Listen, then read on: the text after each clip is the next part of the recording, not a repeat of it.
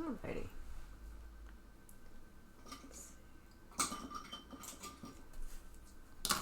Those guys I have left. This guy knocked out.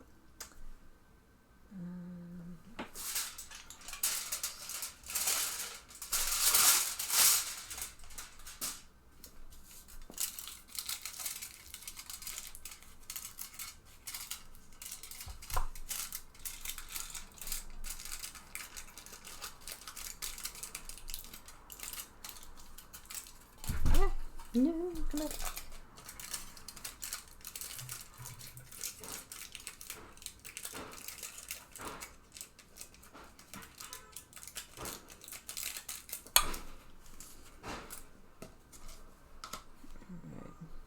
You might have something in you. You might. I'll find out.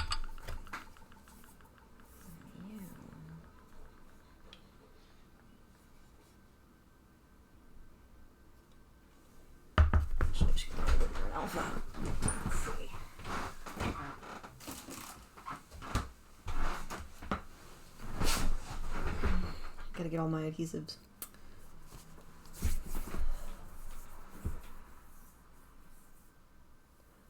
Hat?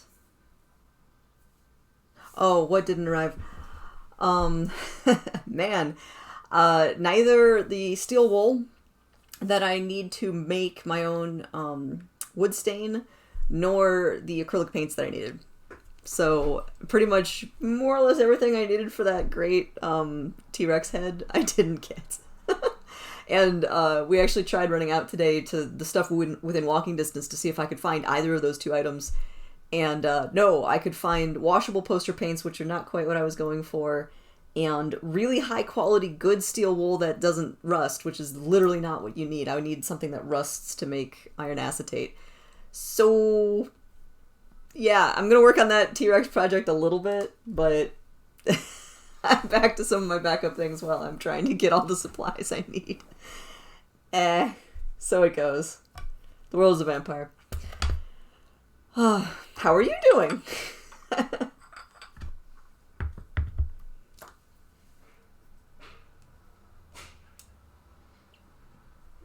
Didn't work.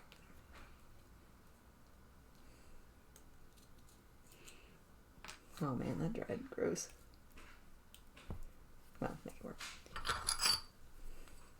I have a little bit of repair stuff to do anyway, so I'm catching up. Man, I think I need to tilt this higher. See, like that? Yeah, that works a little better. Oh, good.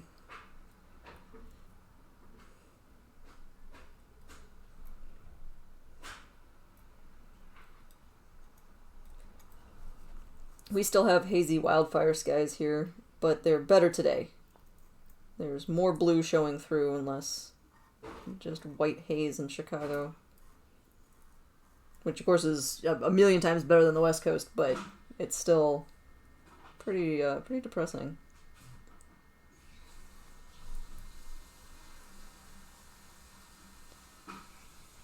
Come on, little buddy. I don't need that much more. So this bowl broke like 2 days after I fixed all those other bowls. Like it just felt like it needed to get in on the cool kids trend. And this was not broken previously. This is a all new, fresh, exciting break. Well, that's okay. I guess if you're a ceramic bowl, sometimes you just gotta have a hissy fit.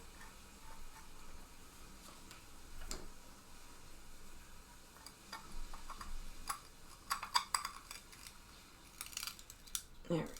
Ah, it's a nice tight fit. This one might just, I don't know what that piece of crud is. This might just repair up and be a totally watertight bowl again. I'm actually real hopeful.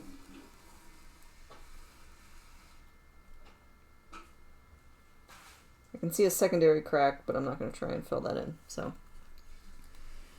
I've got this one, and then I've got another bowl that has a hairline fracture that I can see, but hasn't actually broken loose yet. I'm going to see if I can just shore it up a little bit. We'll see.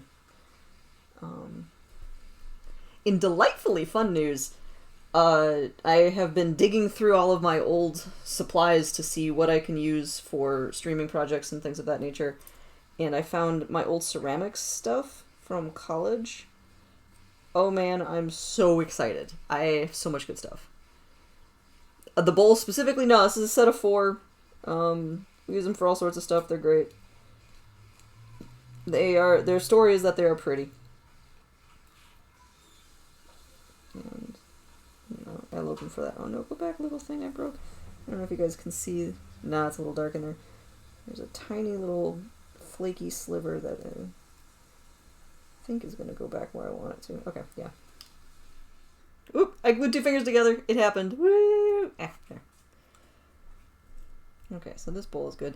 Yeah, no, we were just using it to eat dinner. And something clattered wrong and a whole chunko came off of it. Stoneware is nice, though, because it tends to have these big, like, just a big piece comes off kind of cracks. So that looks repaired. Hopefully, you know, all that glue will just set and I'll be able to still put liquid in here. These are more like salad bowls, so it doesn't need to be, like, super tight, but it'd be nice. So that one's already done. So I don't need this stuff. So for this bowl, I want to see if I can get the light right so you can see the crack in it.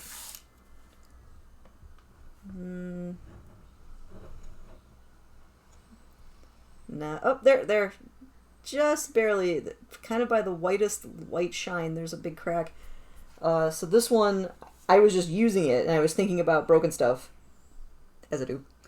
And I realized this has a crack. And so it hasn't actually broken yet. There's no... It still is a fully functional bowl. The question is if I can just get a little bit of the Aran Alpha into it so that it stabilizes and doesn't continue to break. Ideally, I'd do this from the outside. Yeah, I can see the crack ever so slightly from the outside. Oh, it's just such a little hairline fracture. This is where I wish I had the full fossil tools, because if I had a really fine, if I had a microscope and really fine tweezers, I could probably get this exactly where I want it. But as it is, I just want to, like, have my glue, like, settle into the crack a little bit.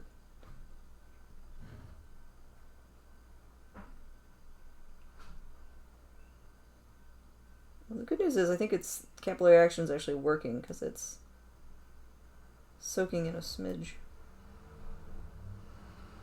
It's a metric smidge.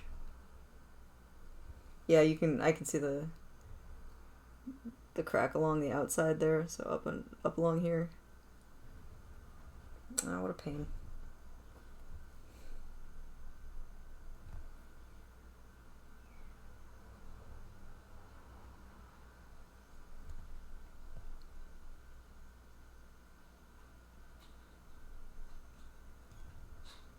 Yeah, it's going in just the smallest little bit, which it shouldn't have to go in a lot to potentially just stabilize this whole thing. I'm going to put some on the inside. Just a drop, see if that'll go in at all.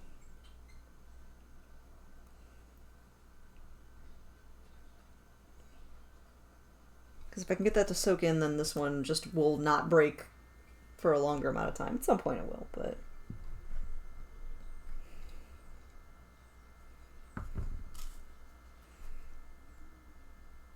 Yeah, this is a funny repair because, of course, it doesn't look like anything.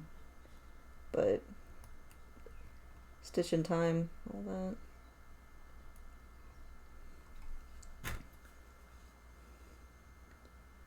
That might be all I do for this because I just can't really get in there the way I'd like. I can see the glue moving. It's flowing around.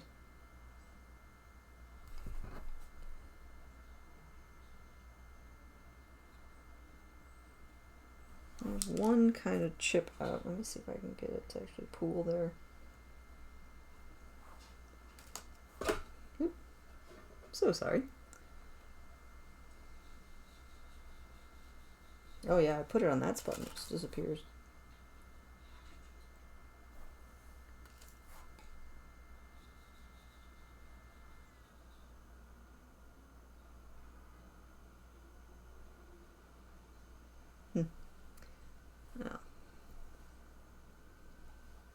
Yeah, so I just did the tiniest little hit down there. This is my nice super thin viscosity Aran Alpha, because since I can't see both sides, I can't actually get into the crack, I can't use the gel type super glue. That doesn't do me any good for this type of repair. But for consolidating stuff, it can be pretty cool. Yeah, alright, so that's all I'm doing with that guy. So these are just two little things I wanted to get knocked out. Easy peasy. In good news, stuff that did arrive is I finally got some JB Weld. Hi, LD Boyd.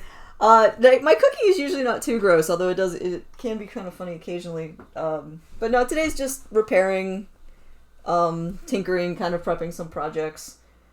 Right now, I'm going to be using some old JB Weld. I've got a couple of projects I want to fix, including this guy. This will be the second time I'm repairing this. This is the stone pestle of a mortar and pestle set I have, so it's a really nice stone set, and it keeps... This is the second repair, so you can see the old repair, you can see the old glue line here. But I can only really see exposed stone, so I think it actually just broke like a new layer, which is annoying. But luckily it doesn't need that much power up here, so when I'm actually using it, you know, I'm pushing down, and this is the area that takes all the hits, but it basically snaps anytime you drop it on the counter, the end pops off. So I'm going to weld that guy back together, and a couple other little things. Then I've got some prep projects I'm going to be working on. So my plan today had been to work on this guy. I have this adorable 3D printed T-Rex head from the Museum of Science and Industry in Chicago. And my plan is to sand it, paint it, and then I have this as my mounting board, so I'm going to stain this, put a little mount on the back, and then, you know, have a cute little wall-mounted T-Rex head, as one does. And my acrylics didn't arrive, nor did the steel wool I need to make the stain. So I'm basically going to sand this guy, and that's it. So that's frustrating, but it's okay. And then I've got a couple other things. If I... Oh my gosh, if I had a life-size T-Rex head, yes, that would be better. Although I don't know if my drywall would be able to hold up mounting that on my wall. I might have to mount it on the front of my house. If I really have time, I have this guy too. This is a 3D print of a juvenile American alligator. And it's one of 3. So I've already finished one of these guys. So you can see this one still has all of the print supports. This one's been totally cleared out. So I might play with that in a little bit. So I've got just a whole myriad of little fun things I'm working on. Just interesting stuff that I'm trying to move on out. So let's make some weld. Let's see, I don't need this. This was for super glue. I won't do it on that surface. I can get a fresh surface that I can throw away. Anybody who's ever used epoxy before, you want to mix it on a surface that you're then going to throw out, because it will not come off that surface, which is sort of the point. So I'm just going to hack off a rough piece of cardboard here, so I can mix on that.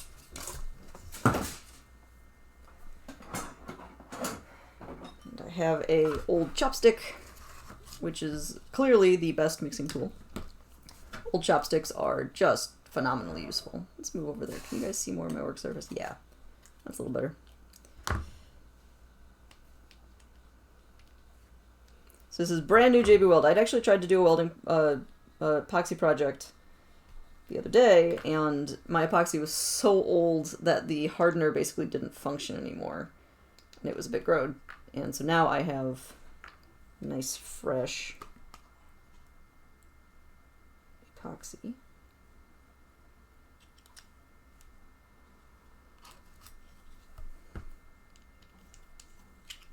So Oh yeah, totally. Using those, yeah. And again, that's a nice disposable surface, right? Something that's going to be smooth and cup shaped. And you don't mind throwing them out when you're done. Those are roughly equal. JB Weld's pretty forgiving.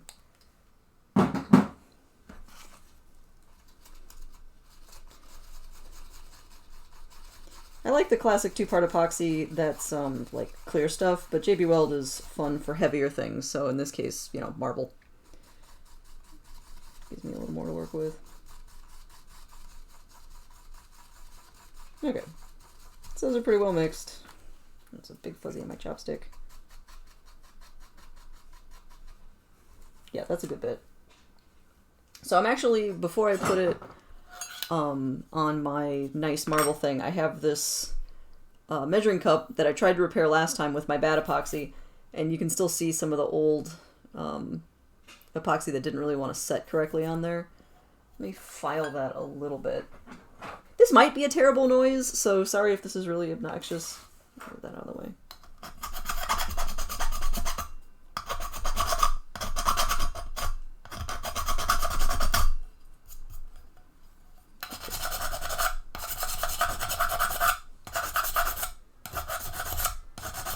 So I can get my old, badly done epoxy job off of here. And that also scuffs up the surface, so it's more likely to stick in a nice, tight way.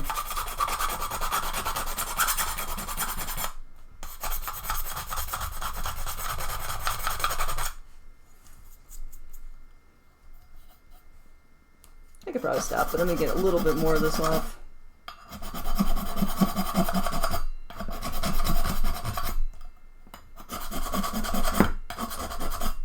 This is something JB Weld is great for, is literally sculpting it into the shapes you want, or filing it, or drilling through it if you really need to. It doesn't shatter.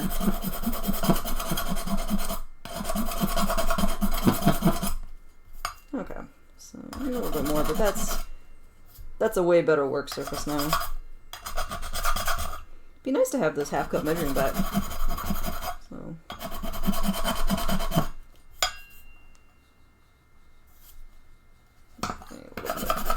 This stuff over here is just unattractive looking, so it's not actually important, but, you know. While I'm doing this, might as well get the other stuff off.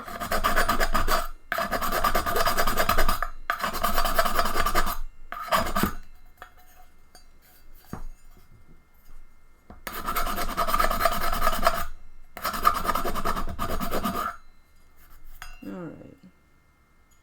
That's not bad. Okay, and then of course the handle. So the thing I'm putting on, you can see the old first attempt epoxy and the original little struts that held it on. This is basically a bad, or a cheap rivet job to originally hold this particular little cup together. Which, I mean, fine, it's a measuring cup. It shouldn't have to be like the strongest thing ever, but...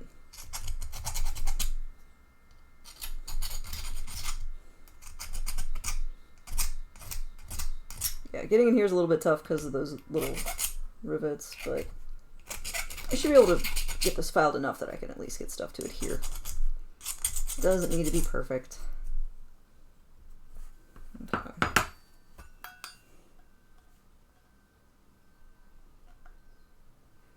Yeah, so that's fine.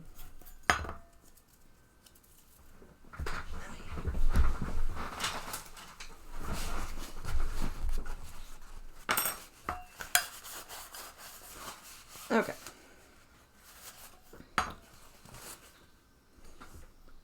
So that's, you know, shiny. That's ready to go. This is pretty good. It's got, you can still see that kind of, you know, matte residual, but I don't think that's going to cause me any sort of grief.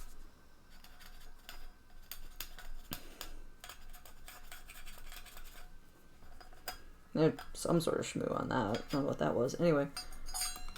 Alright, so...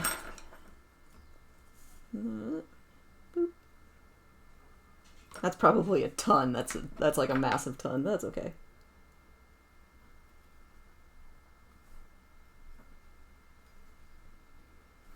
So this guy should be able to just set aside. I was thinking about this last time, because I want to be able to do a couple things with the epoxy, so I don't want to be holding this the whole time. There, I've got it set off camera, so that can set there. I have a really simple thing I'm going to do. So this is a spatula I got at my little sister's baby shower, and the handle fell off. And so for this, I can be so lazy, because it basically was held in by tension before. And so I'm just going to, boop, put like just a smidgy, maybe a little more than that, but just the tiniest little bit of epoxy on the very end, and less than that. See if that'll convince it to stay in place. So that's probably all I need. That's, because it still functions as a spatula, I could probably tape it, but, since I've got the stuff out, I might as well have fun. Alright, now I'm actually going to weld this big guy. Weld. Epoxy. You read it on the container enough. Oh yeah, I'm welding the stone. Of course I am. This stuff is a little hard on the stone because you want to get it as close to the edge as you can so you don't get a lot of water trapped in there to do funky water things between uses, but also I don't want it to squirt out and be a big visible gross thing. So I want, don't go far. I want a bunch, but I don't want it to be silly. So let's see if that works.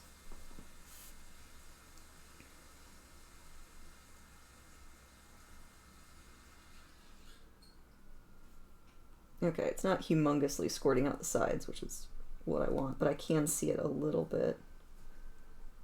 And if I really get that nice and tight, which is of course what I want. No, go back.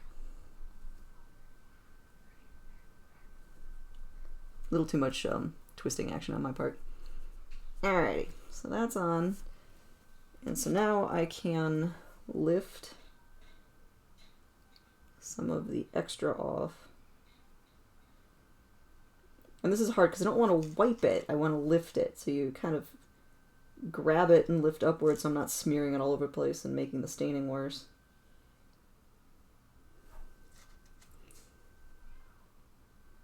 And JB Weld, as I recall, shrinks like a little, but it's not like super glue, or I can have a bunch of stuff poking out the sides and I don't have to worry about it because it'll just shrink away. And when working on fossils, you want to do this too, where you get the epoxy in place, but then you go back and make sure that it's not sticking out all over the place, obscuring the data of your fossil.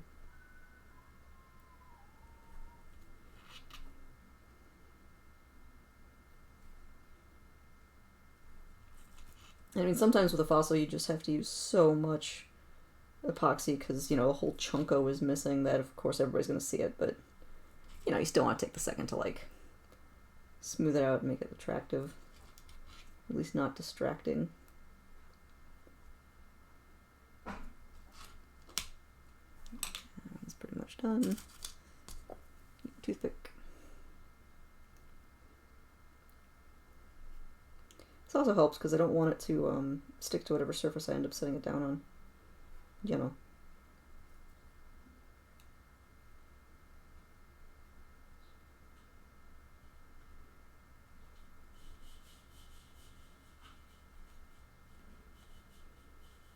Okay. That's not bad.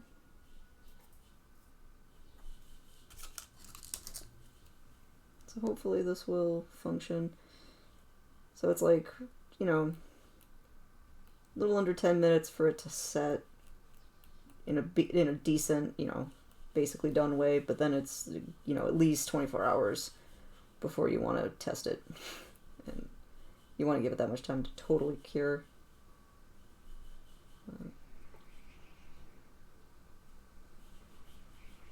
Alright. No, that looks okay. And luckily, since it's a dark marble, that already has dark striations in it. You know, obviously it's a big old crack. You can't not see it, but it's not the most offensive thing. And hopefully that will actually hold it together. Man, I'm able to squirt out a little bit more here.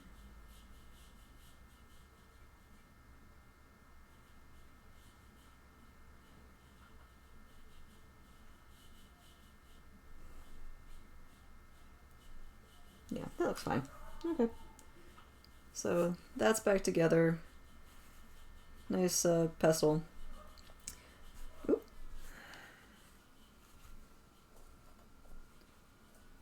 Just noticed that my original cup had wandered a little bit from where I had set it. Yeah, this one has the worst connection. Since those original welds, or I'm sorry, rivets, since I had to file them down, they're not helping me. They're not providing me with, oh, it's going to rest in this spot and then just click back together. So this one has proven to be a total pain. Like, JB Weld specifically is supposed to hold pieces of metal together, so it's not like it won't bond to it. But it never wants to sit exactly where it wants. So I would like my half cup measurer back, but maybe I don't get it. I think it'll work, though. It's feeling better. No. Okay, so and then with that, I'm going to get on to sanding stuff. Kind of a weird thing I also have, if I really get into the sanding mode, which I might. I have some Petoskey stones from, was it Michigan? That a friend of mine gave me, so they're basically fossilized coral that you can hand polish, and so somebody had bought a cute little kit to hand polish your own fossils while on vacation, and then realized that hand polishing things takes a long time and is boring. And they gave it to me. So, sure. And then I'll get a sweet fossilized stone out of it, so ain't mad. Definitely amused. Yeah, no, Billy, you know it. I love this stuff. It does the thing. As long as the thing involves usually putting two pieces of metal together in a way that makes sense. Whereas this measuring cup still just does not love me. The other two things look great. Well, I mean, not that I could have screwed up that spatula, but I mean, I guess you can screw up just about anything. I'll hold this for a few minutes. Watch it set up.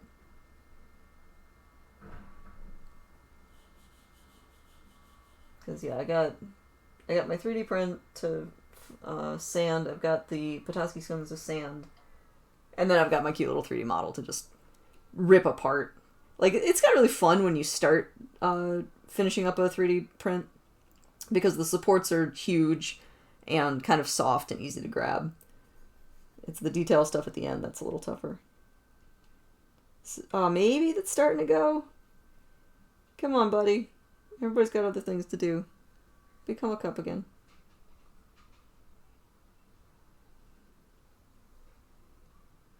It sure looks good.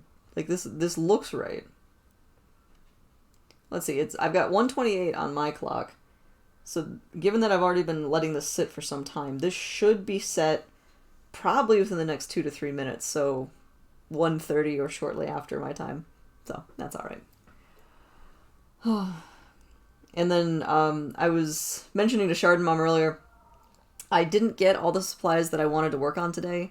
I had been intending on working on a 3D print of a T-Rex head, and I neither got the steel wool that I need to make my own wood stain for the mount that the head's going to go on, nor did I get the acrylic paints to actually start painting it. So, yeah, that was a bummer. But I've been reading about making your own stain, though. Wood stain is fun. Because there's dyeing, there's just, making a thin paint, basically, that soaks into the wood and causes it to have a color, which is fine. Like, apparently you can just take, literally acrylic paint, add water, and paint it onto your wood, and it sinks in nicely, and it gives it a nice blush tone, or blue, or whatever you want to do. But for, like, wood stain, you actually use iron acetate, and you can make that at home by just soaking steel wool in vinegar. So the acid acts on the acid and water act on the steel wool, cause it to rust, and that causes a chemical reaction which turns into iron acetate. And then the iron acetate looks like a mostly clear fluid. I mean, it's brown, but it's still a pretty transparent fluid that you then wipe onto your wood. And at first it looks like you just made the wood wet. And then you wait 10 minutes, and it then causes a chemical reaction within the wood, which causes the color to deepen. So, and I can make that at home in a reasonably small quantity because I'm never going to be doing a huge staining job in my teeny weeny apartment. And I thought that would be really cool, and I can't find the right steel wool. I have to work harder for that, apparently. Who knew? But hey, Pseudonine.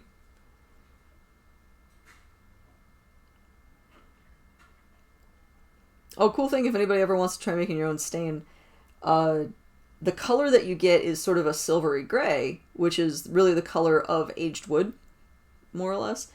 And so if you ever have to replace just one board in, like, your deck or a piece of outdoor furniture, so everything else is the weathered color, and then you put the new piece of wood in there, and it's bright, fresh wood, and it looks really silly, you can mix up this stain and hit the new piece of wood, and it won't be exact, of course, but it'll be more in that color tone.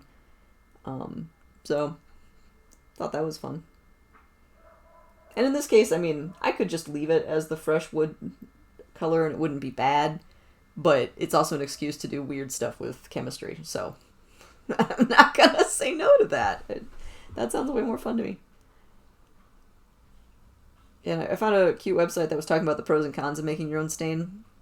And obviously, since there's no dye element, you're not going to get to choose colors, so you're going to not get, like, the bright reds and things of that nature. But the other problem is that different species of wood will stain different colors because of their inherent properties. And so you can use the same jar of stain and get different results based on the wood that you're staining, which I thought was kind of cool. So, chemistry, it's neat. This will not set, please, please, please. I just want to go do something else. Everything else looks good. Fine, Goober. Let you sit. Yeah, the mortar still looks, or the pestle still looks great. I swear, this stuff.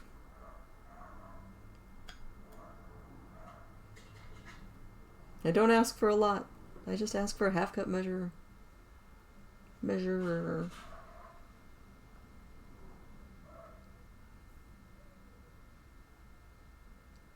I tried tape last time and it didn't set right. I didn't like that. The angle's funny. That, like, I almost wonder if I could use two magnets. You know, since it's metal anyway. Put magnets on either side, but then I might glue my magnet to my measuring cup, which I guess isn't the worst. Yeah, like, I need some sort of clamp so I can not live here. Do I have any magnets here right now? Okay, no, I'm gonna go digging. Let's see what I got. Because this is boring. I can do better.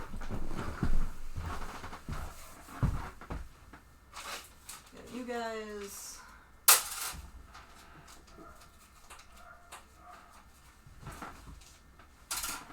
I've had clothespins. Okay, wait, I did find a clothespin. Let's try this. Let's get weird. Okay, so, I do have a clothespin. I also have a whole bag of little magnets. I want to see if I can just magnet it.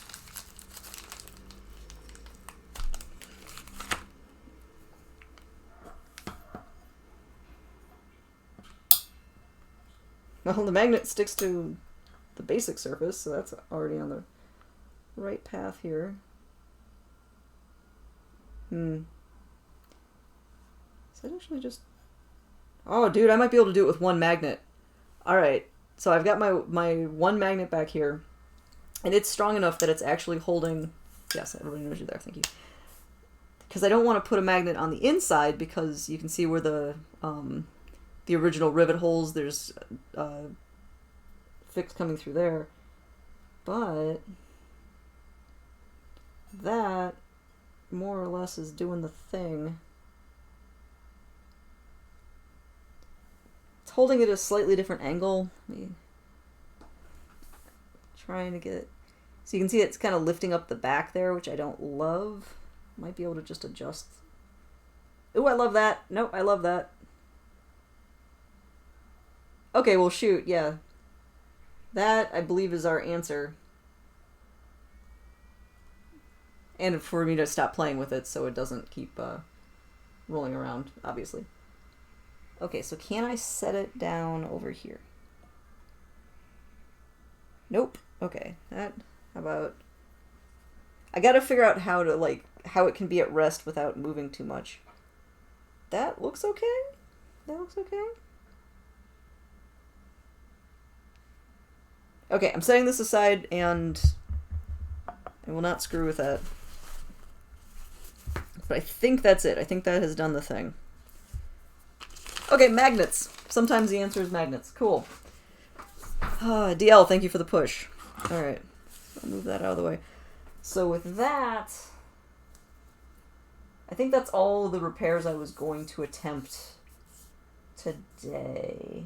Yeah, I don't really have any other broken stuff. I always seem to have broken things. I don't know, I'm a klutz. But I think that covers me. Okay, so the weld... I can just move that stuff. Alright, cool. So that deals with those projects. Well, I might as well, you know, get this guy sanded. So this will be my adorable print of a 3D... Well, I mean, it already is an adorable 3D T-Rex. Very classic, no feathers, but we can't be perfect.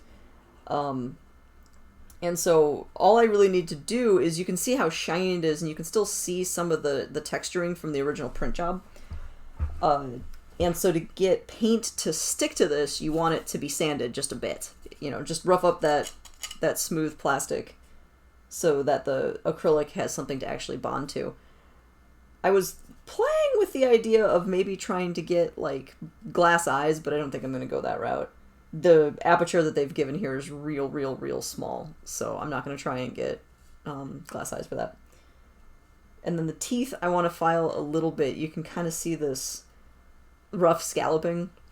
That's just, you know, a side effect of how it was printed. Those are kind of the terminus of the print movement.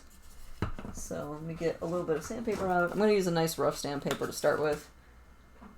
I might try to find a middleweight sandpaper for finishing it, but we'll see. 'Cause I want it rough.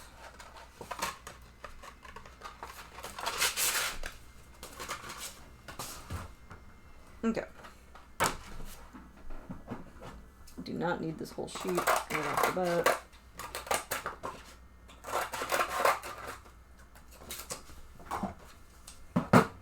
Alright, so 80 grit. Start this guy. So again, this might be the worst sound. If this is really annoying to listen to, please someone tell me.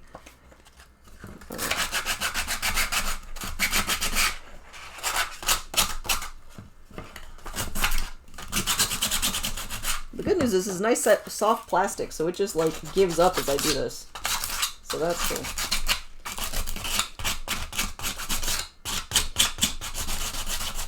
Part of the key here is I don't want to be so rough with it that I grind down the top layers. So, like, you know, you can see all this nice detailing here.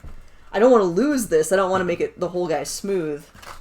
So maybe I won't keep with the 80, actually.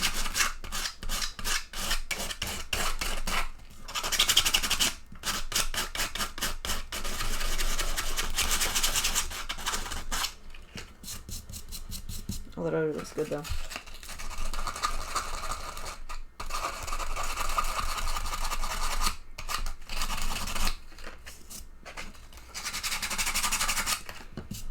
And the paint will actually make it look smooth. My friend Juliana used to work for the Museum of Science and Industry, and they had a big makerspace where this was one of the things that you could print. And so at the end of, like, the week, she would look at all the unclaimed stuff at the end of the day when they closed it out and grab things. So That's where I got this guy. And the alligators, and a few other weird things.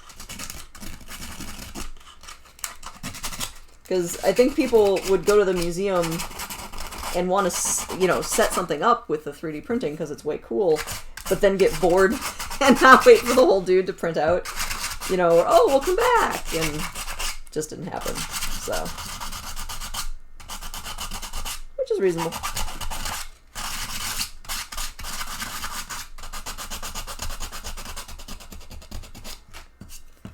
I did grab a paintbrush.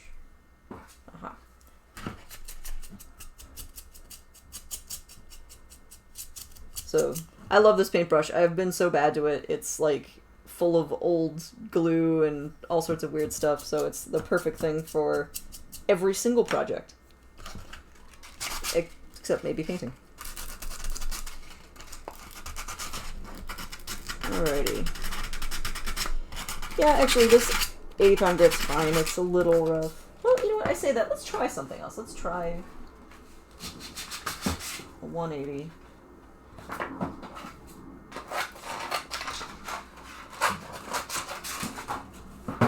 So I've got my 180. Let's try on this side and see how it compares.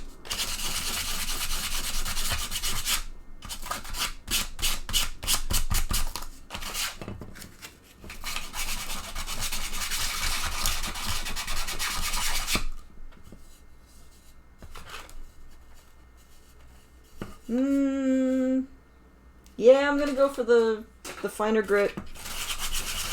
Something I noticed on the 80-pound sandpaper is I could feel there were like little fuzzy almost elements coming off of the plastic, which I didn't love. The 180 doesn't do that as much, so.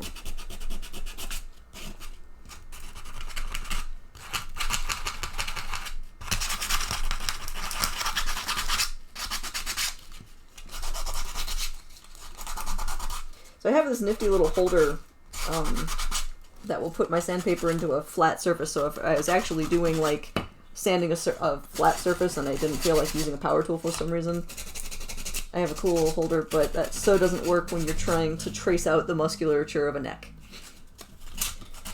It's, weird. Different job, different tools, I suppose.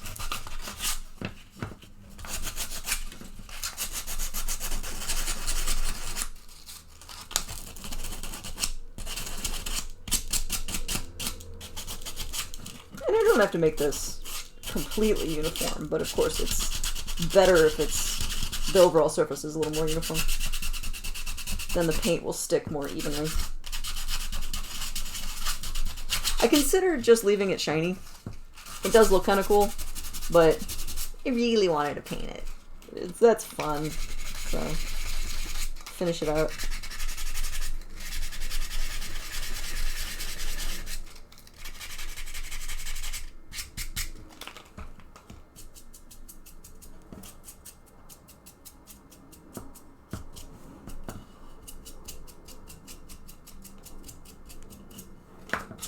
Not bad.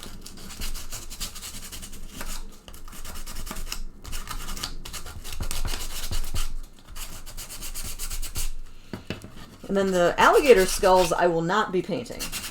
I had originally been planning on doing so, or at least staining them to give them kind of a cool weathered bone look instead of the even plastic color.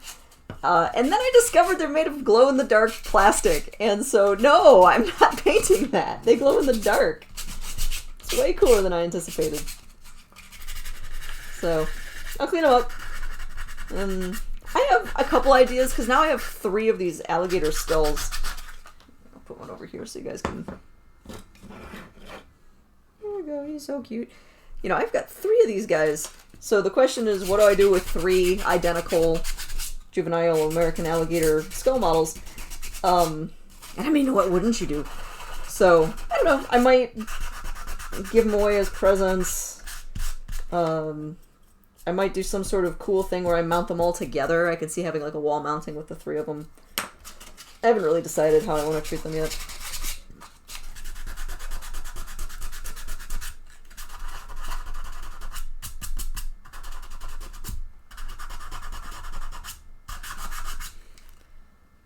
And then at the moment, in terms of 3D models, these are the last ones I have. I have these 4 total guys. So 3 alligator skulls and the T-Rex. But I come across weird stuff all the time.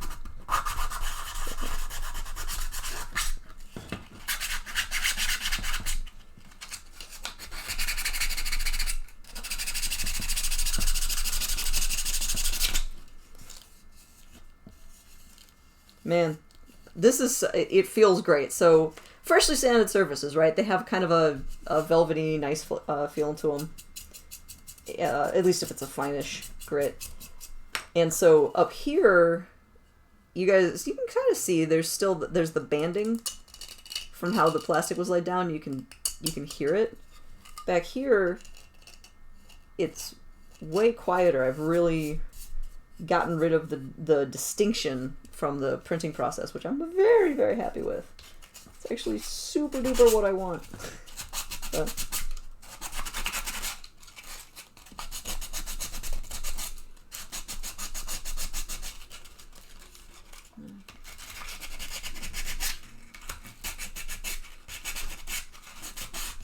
this is nice. Oh, the other project that I'm going to be working on when I get acrylic paints ever is, again, digging around in, like, my old art supplies was so much fun. I found a bunch of really good stuff, which, like, I had actually donated a ton of my college art supplies to a art therapy program for people who are living with AIDS. And so I had, you know, all of my paints, all of the expendables, and a bunch of paper I'd already given away to that program. But I kept, you know, some of my tools and some partial things. And right in there, I don't remember when I added this, I had one of these little dorky wooden snakes. And so for this little guy, I am going to paint him to be a Chicago subspecies of garter snake. So whenever I get my acrylics, I can have fun with that too. That one will probably end up being a gift, but we'll see.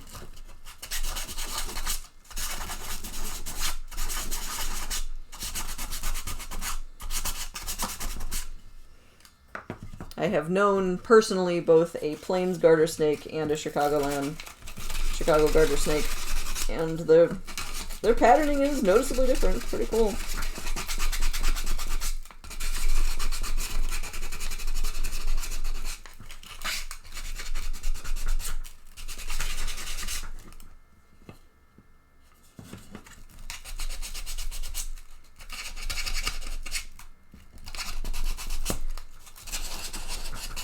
Find subspeciation kind of fun, like where it's that specifically regional. So there's species that just have lots of variation, humans, you know, various other things, and then you've got, you know, critters that haven't commingled in so long that even though they're only separated by, you know, a river or whatever, are really different. And garter snakes really love to have really distinct regional patterning.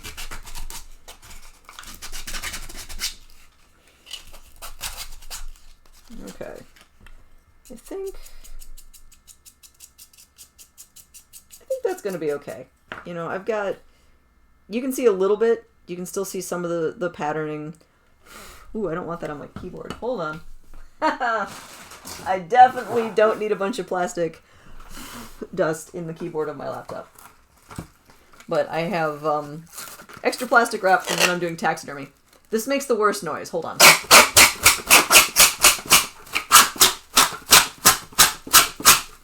The worst. I am never buying this brand of Saran again. It is just terrible. Alright.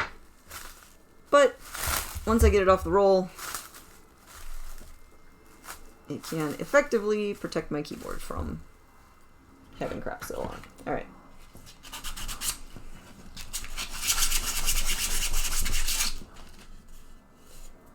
So, I don't like how the end result is with the heavier sandpaper, but it is great for getting started, so I can still do a 2-part sanding job, and I think that's going to work out great.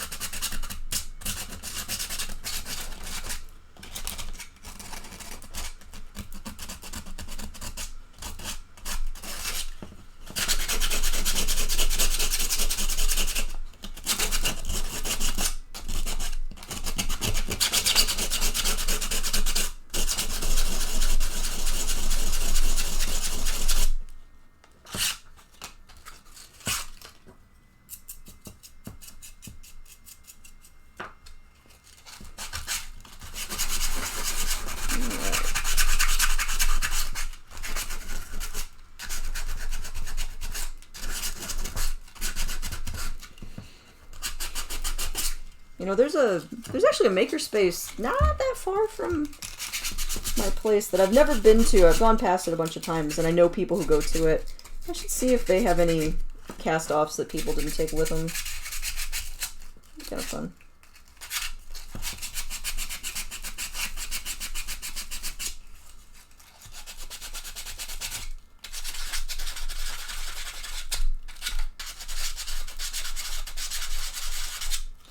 Wow, there's really deep grooving, like right in here.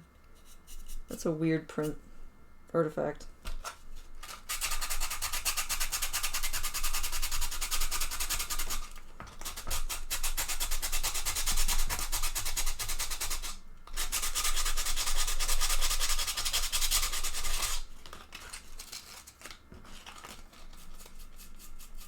No, dealt with it a little bit.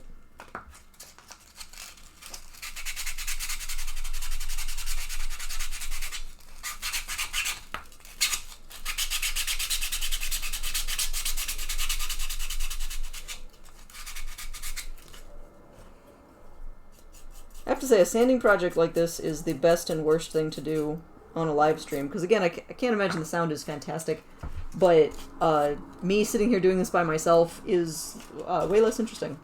So, hey, thanks for hanging out with me. I appreciate it. Wow, I sand a T-Rex. Hashtag Sander Thursday.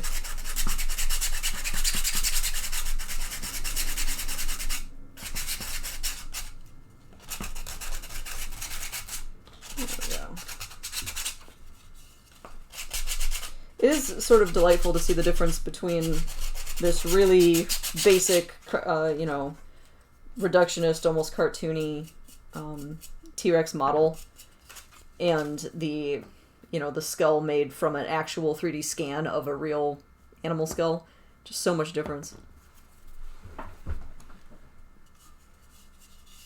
Oh, good. That's what I want to hear. I want you guys to have some element, to be able to get the same soothing experience that I'm getting, because I love this. You just never know digital pickups, you know?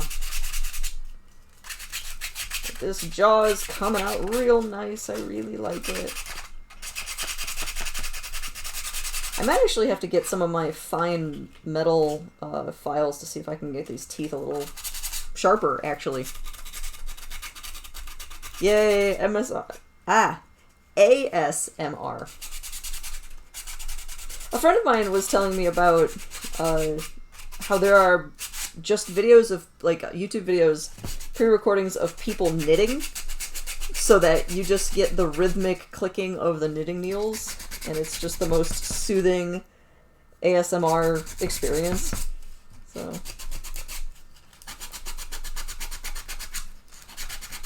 knitting is one of those talents that I'm kind of purposely avoiding, because I already own so many materials for so many other weird hobbies and projects I work on. I don't need to also go out and buy every beautiful piece of yarn that I see. Ooh, that's a trap. It's a trap. Ooh. Oh, it'd be so bad, you guys. So I am not getting into knitting. But it's hard because I know I would probably like it. That's looking pretty good. So, I've got that jaw pretty good. Really? The sound of carving soap? Oh, hey, Pseudonine, I need your help with spammers.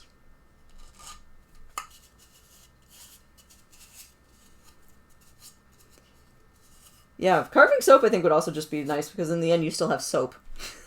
So it's kind of a zero sum, but yeah, that's alright. Thank you.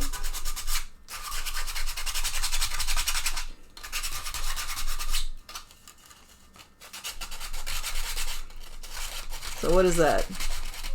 2 spam accounts? Yeah. 3 spam accounts? Thank you, dear moderator, for your much valued moderations. Oh yeah, I'd imagine that carving wax makes like no sound at all. I bet that feels really good though. I was actually messing around with wax earlier this week. I don't know, somewhere. I attempted to seal a card with sealing wax and just did a really bad job. And thanks, Pseudonym. But the sealing wax is like, it's got a little bit of extra hardening material mixed into it, so it's a very specific feel. And I got it all stuck up inside the seal, so it looked really bad. So I had to go back and cool off. I actually put the seal in the fridge so that the wax would be at a nice extra hard state, and then had to pick it out with a needle. So apparently things not appearing on this feed. Me attempting to use sealing wax because it was just depressing and bad. I am massively talented, apparently. Less in that arena. Oh well, these. Try again some other time.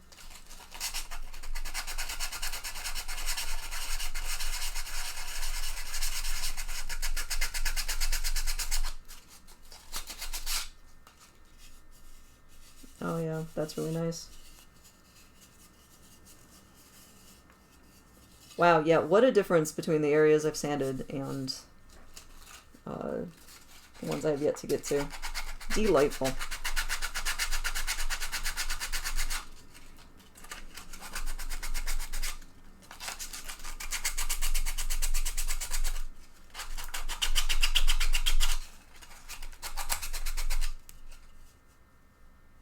Probably want to get inside the mouth too. Our friend here does have a very nice tongue, so I'm going to have to get on that a bit.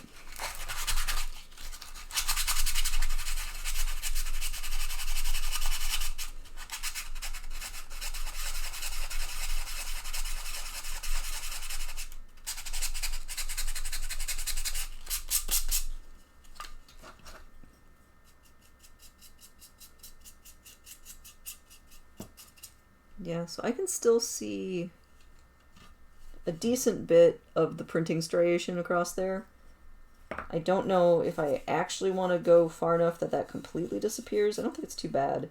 I think I'll do more areas and then I can always come back in detail. Make sure that I'm happy with the level that it's at.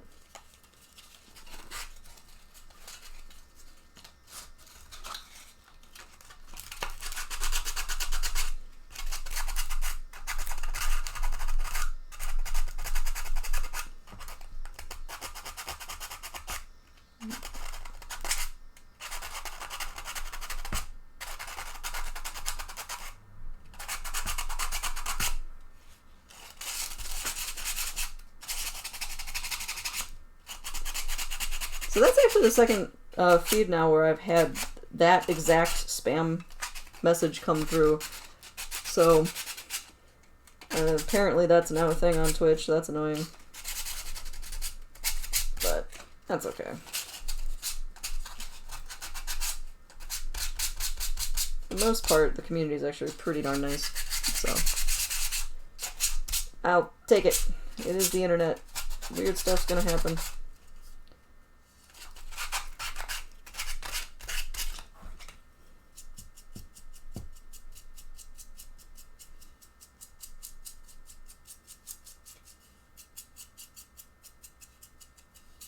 Oh, that's nice.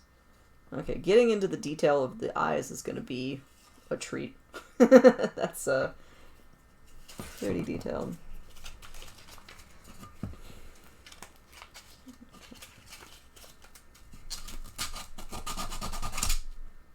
that works okay. I just have this wrapped around the base of my paintbrush, because my paintbrush is clearly much finer than my finger. I can get into some of these little grooves.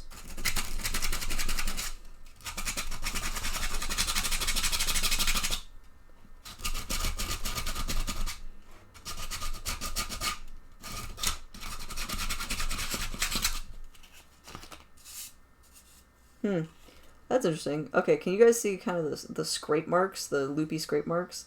I think I'm pushing hard enough with the base of my paintbrush that I'm actually leaving grooves in the plastic, because the plastic's not that hard. So that won't work.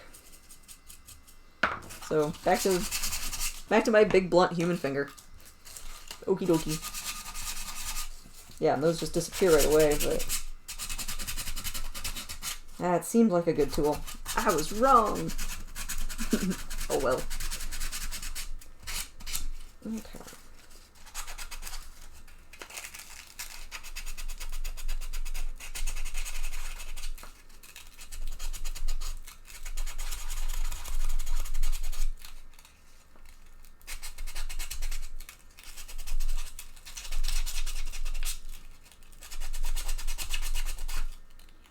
That's nice. Yeah, I think I've gotten that eye pretty well. Yeah, I'm pretty happy with that actually. That's not bad. They got into most of the groups. So obviously, like, the really narrow bits around the eye I'm not going to get into, but they're not going to show up as much, and I can actually, like, layer thick paint into there, and it'll be protected and it'll be fine. So try to get in there a little bit just to rough it up, but I don't have to worry quite as much about the detailing, I think.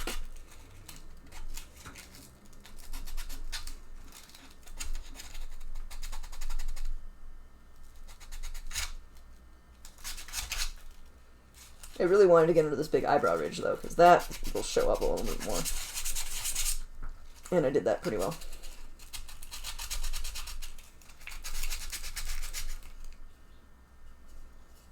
There's a lot of modern animals that have these big beefy eyebrow ridges. My favorite are hawks.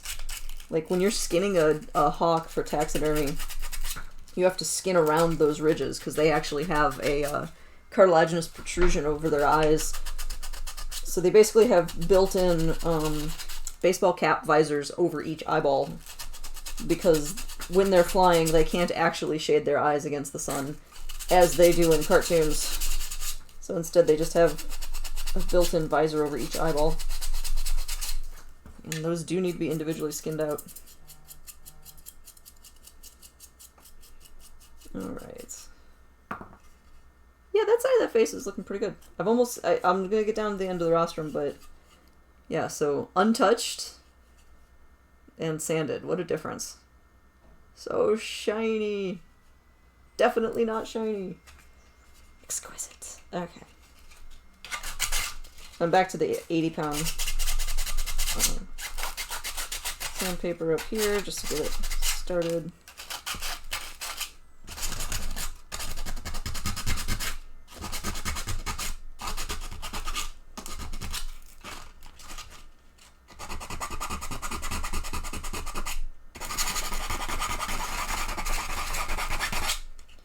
Yeah, the big 80-pound, or the 80 grit is great for trying to get the printing lines to disappear.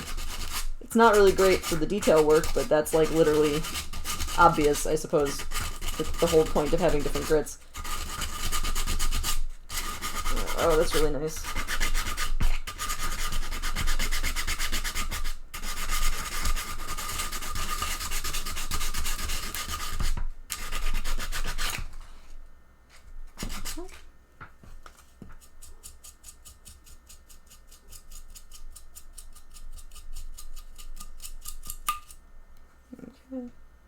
Yeah, it's not bad at all.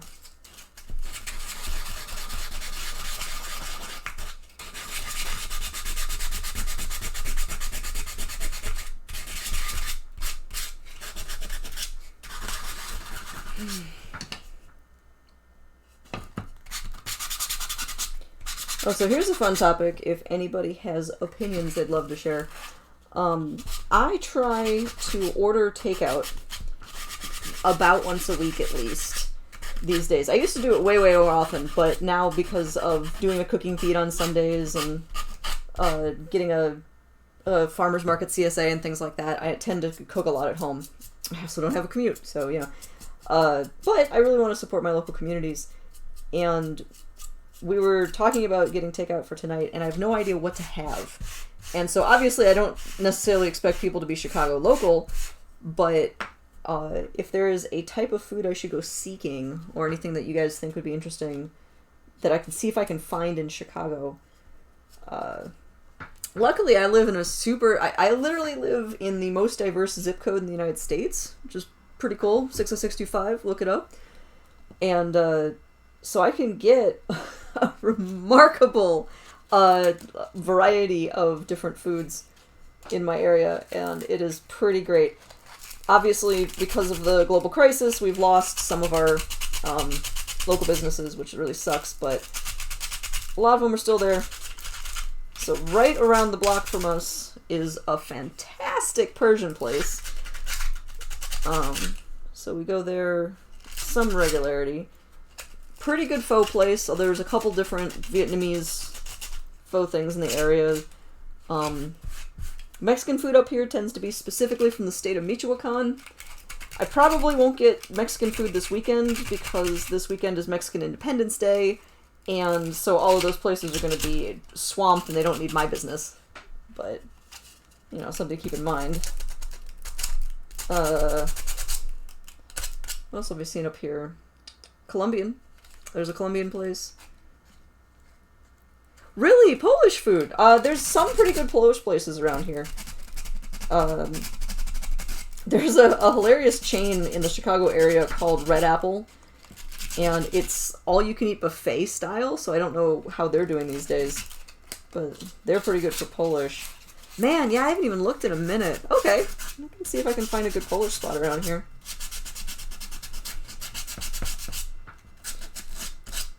What's your favorite Polish thing to get?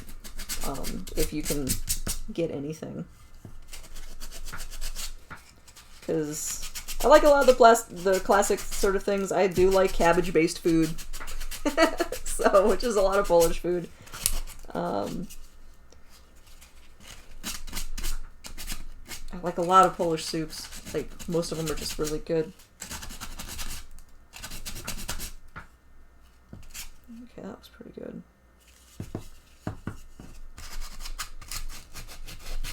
There's Indian around us. We've done a couple of times. Sushi, of course. Thai food. American gastropub. Can't go wrong there. There is a crazy brewery a couple blocks from us called the Twisted Hippo. If anybody wants to Google their logo, it's very amusing. They don't have a lot of stuff that my significant other can eat, but if I need a ridiculous pub food run, that's a good one. It's not bad. Okay, I think I'm done with this plane, basically. You can see I haven't done, like, down here at all.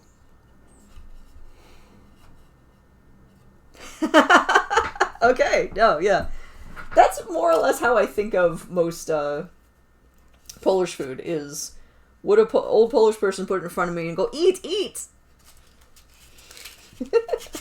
Too skinny. Need to become strong. All that good stuff. Alright.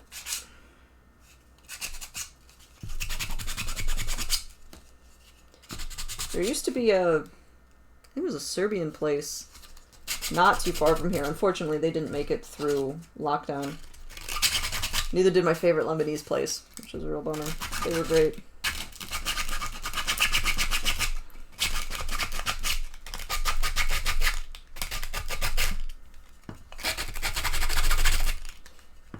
Don't mind me polishing noses.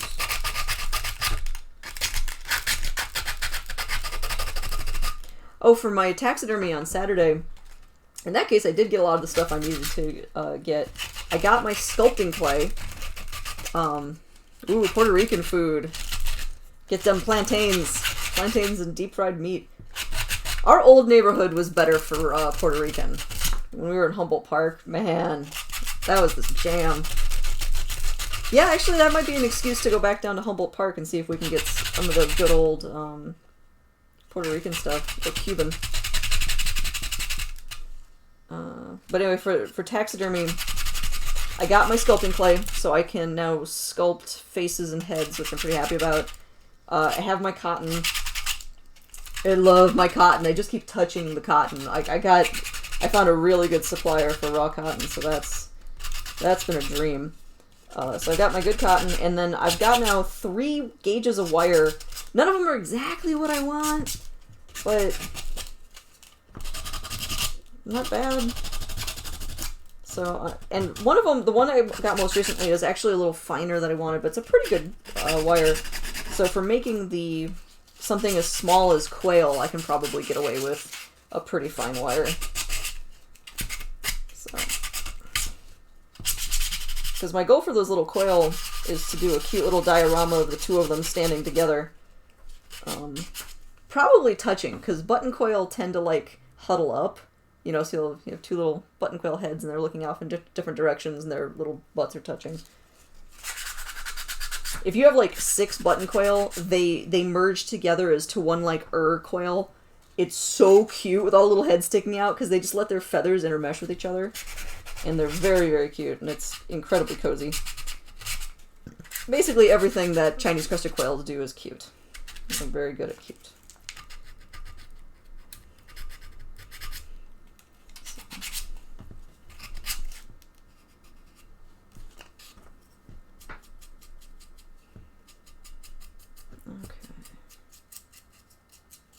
Yeah, so actually for my taxidermy feed, it will not be gross.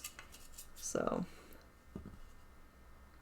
Okay, now I have to do that. I need to have a dinosaur diorama where you have the adorable button quail and a sinister T-Rex peeking out from behind them.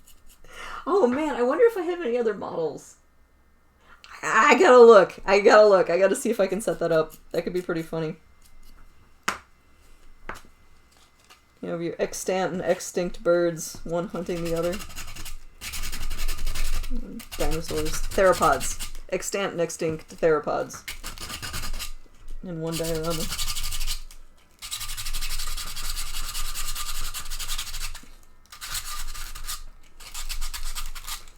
Oh, I saw the sweetest thing on Facebook. One of my lab volunteers was talking about their surprise at discovering how much they miss skinning dead birds in front of kids, and talking to people about it, and going through all the steps of when you have a really grotesquely fat bird, how you deal with it.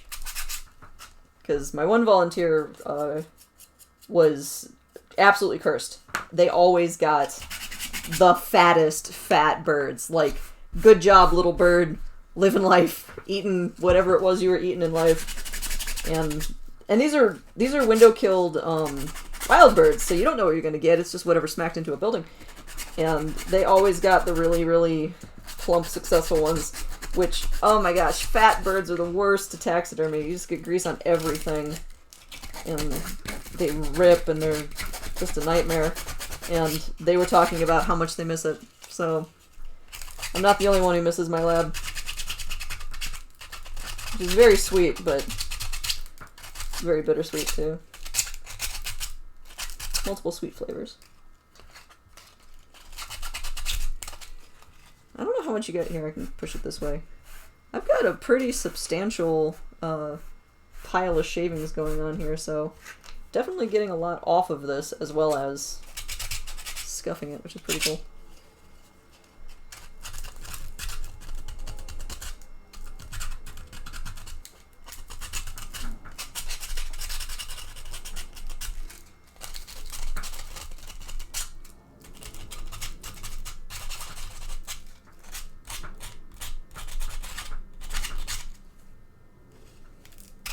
So the very tip of the nose, I think this was printed, you know, upright like this.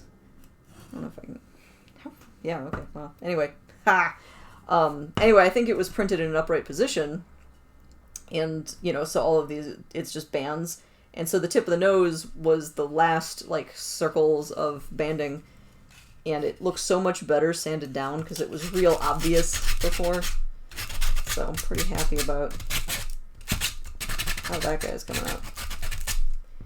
Teeth I think are going to be really hard. I might not screw with those too much. They're pretty delicate. I don't want to knock like whole pieces off. But okay, go back to the lower weight.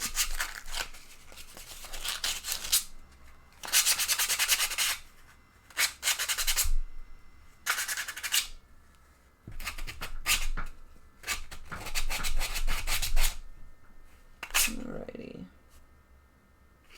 Yeah, that's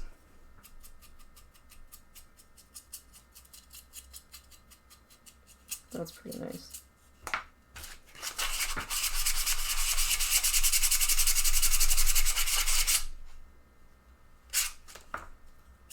I keep coming back to this side of the face, I think mostly because it's really satisfying. Like, it's done. I don't need to do anything else on here, but I will be throwing away these shavings. These are plastic shavings.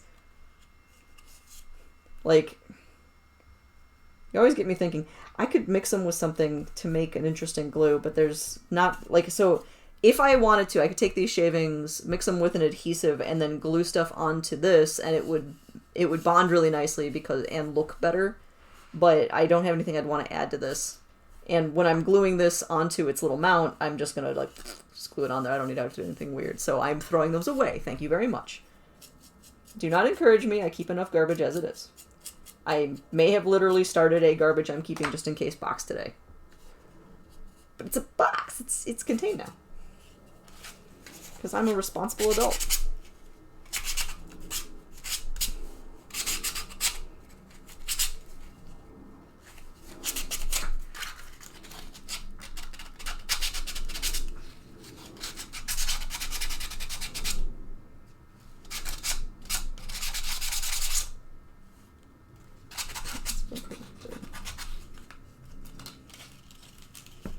Top of the head up here between these eyebrows is a little hard to get into. And it's very ridgy. There's just a lot of detail up here. I have never worked on a T-Rex skull. I don't tend to do dinosaurs when I'm doing fossils. But I know someone who worked on Sue the T-Rex. She worked on Sue the T-Rex's head and gastralia. Those are the main things that she's talked about. And the gastralia she was very proud of because my lab manager, Connie, basically did them all on her own. I think she calls it the summer of '99. But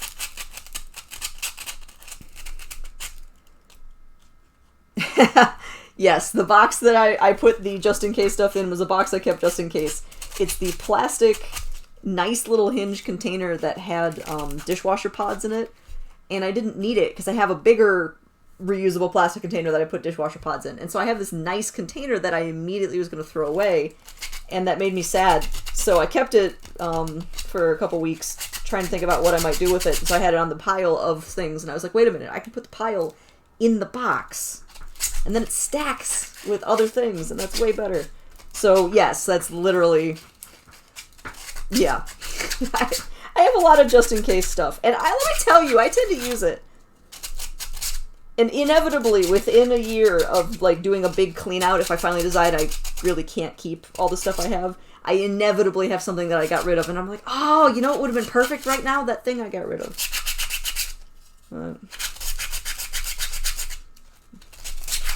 It's a dangerous game. Because I don't have a lot of space, like... I don't know, like, that's one corner of the room. The other one is not that far. This is not a big room. I'm trying, and this is not, it's not all in here, but most of my stuff is in here.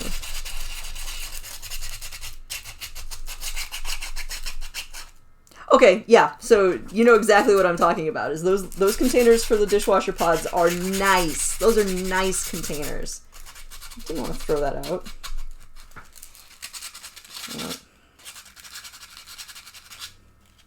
So yeah, I totally 100% agree with you, and I'm glad that you also do that thing. And I'm sure your child on some level appreciates it. And it's nice, you know they're clean, they held soap. So you just give them a good rinse and they're good.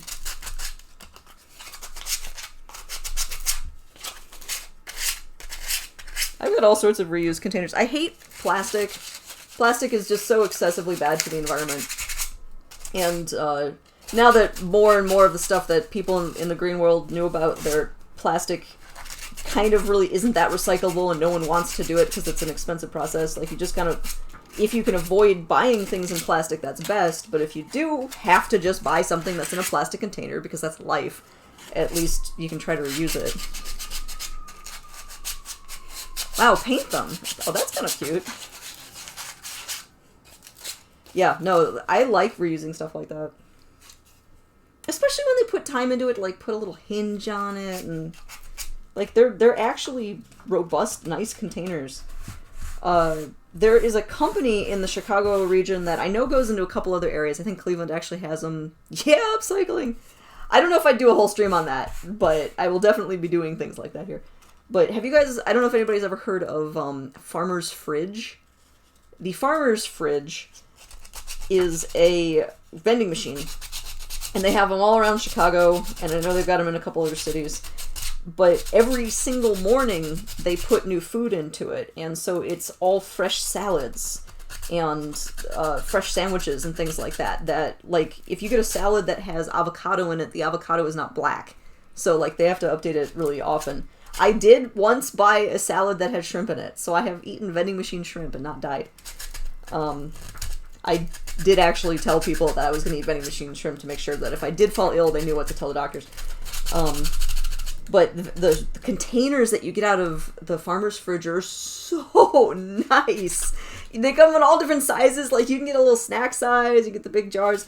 And so, like, that was something at the Nature Museum that everybody had at least some of these Farmer's Fridge jars to do something with. You just couldn't let them go. And most of them weren't microwave safe. So people used them for planters or storage. The museum's entire wood shop was full of those containers to sort screws and stuff like that. Mix a little bit of paint and then be able to close it up. Like, they're just the best. So, upcycling Farmer's Fridge is totally a thing. And, you know, the food's pretty good. So if you're ever dashing through O'Hare and you see a Farmer's Fridge, there's your weird plug for the day. I recommend it. They're pretty good. Hashtag not getting paid for that promotion. Wouldn't that be nice?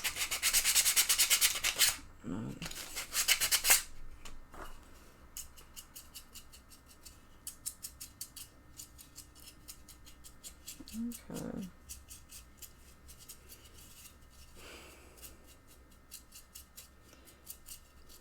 Oh, and then, Nidocris, thank you also for the follow. I saw that you followed just before I got on, so thank you for everybody who's been following me, honestly, but, you know, I just saw that new one. And for those who are keeping track, I am now at 35 followers out of 50. Once I hit 50, I hit affiliate level on stream, and I get to do more weird, fun stuff. So, hey everybody, thanks for your support. Super appreciate it. Be nice to bump up to that next level.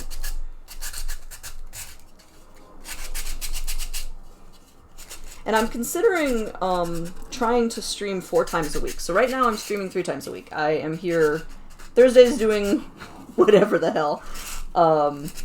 And then Saturdays for the taxidermy and Sundays for cooking. Oh, by the way, I haven't updated my stream.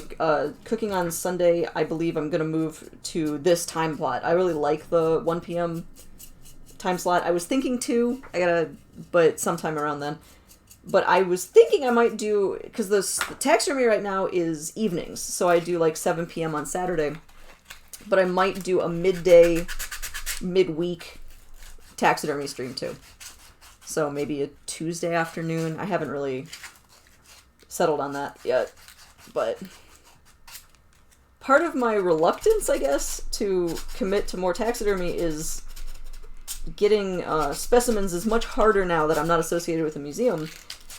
And so getting legal specimens takes a little bit more time. And so I have the 2 quail that, you know, I'll go through the whole process and I'll get a cute little diorama with those guys, and I'm looking forward to them. And I have a pigeon. So you can... Pigeons are not protected. Pigeons are basically feral chickens. So... Oh, I met that criteria already. So I have... It's actually not every day of the week. It's just 7 different days. So I have reached that goal. There are 4 criteria to get associates... Or, I'm sorry, affiliate. I have met 3 of the 4. The only one I have remaining now is number of followers. Which, you know, ain't too shabby. Pretty happy with that. And I appreciate that Twitch has those pretty basic levels they want to get before they let you kind of level up. It makes sense, because they basically want to prove that you're willing to do a lot of work. You know, are you going to get on and do stuff? Okay, rock and roll. Oh yeah, no problem. And I know they've been updating some of their guidelines, so that's cool. But they want to make sure that you're actually creating content and that people actually care. So, you know, if you just turn your camera on and leave it on so that you get all the hour needs or whatever, and it's just showing a picture of a white wall, no one's going to follow you. No one's going to comment. Things like that.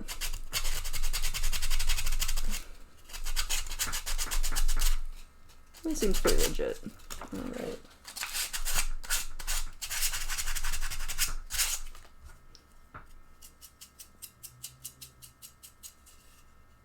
Oh, that's looking pretty good. That's looking pretty good.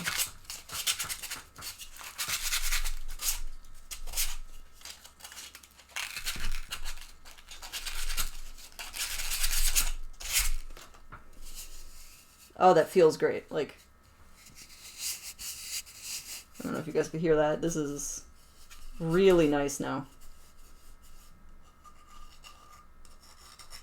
Yeah, and just the audio difference, like, this is unsanded, this is sanded. Like, it's really smoothing out. That's really nice. I've got this guy a good 2/3, 3/4-ish done. So, that's very satisfying.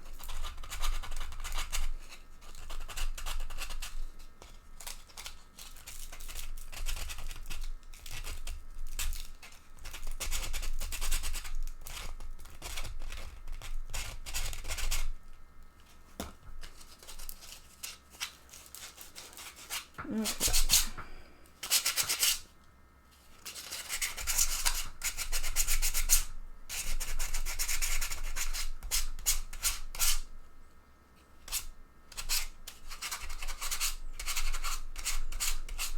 Oh, nuts. I just remembered I have a friend who's been starting to stream Animal Crossing stuff, and I meant to put her on my auto stream. I will do that after I'm off of here. My hands are a bit dirty. I don't want to be screwing up my computer too much.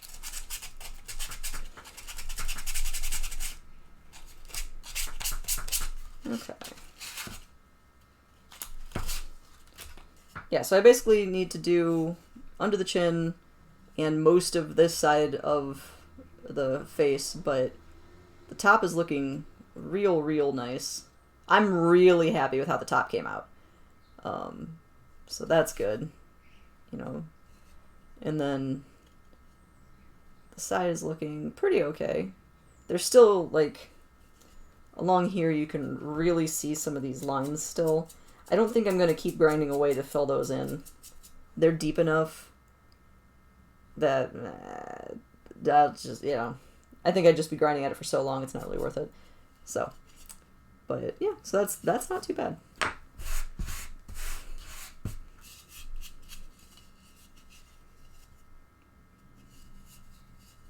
Yeah, okay, so let's do the other side of the face. And then I'll do the chin last. Well, no, I'll do the inside of the mouth last, because that's madness. But, yeah. I might actually need new sandpaper for that. My 180 is pretty dead. Let's see.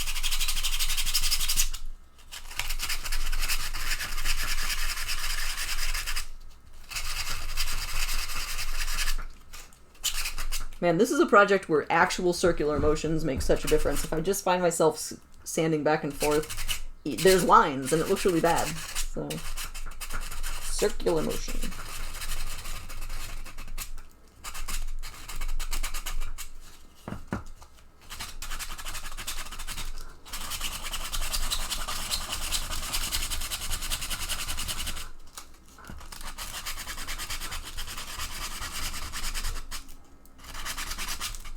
Oh, and for anybody who watched me do the little TIE Fighter model, I do not currently own any other model kits, so I don't have anything, you know, in the wings to work on that, but I gotta get another one in the future. So right now I'm still working on all these backlog projects that I already have, because that's efficient, you know.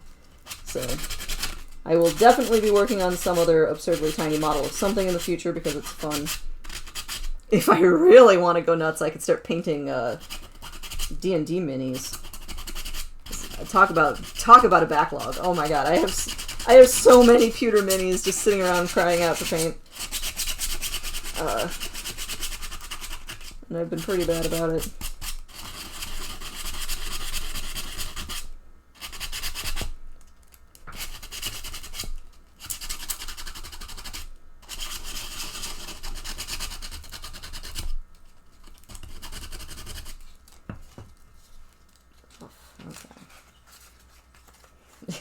You can see the edges that I've been using, like, it's all just gone. Fold that differently.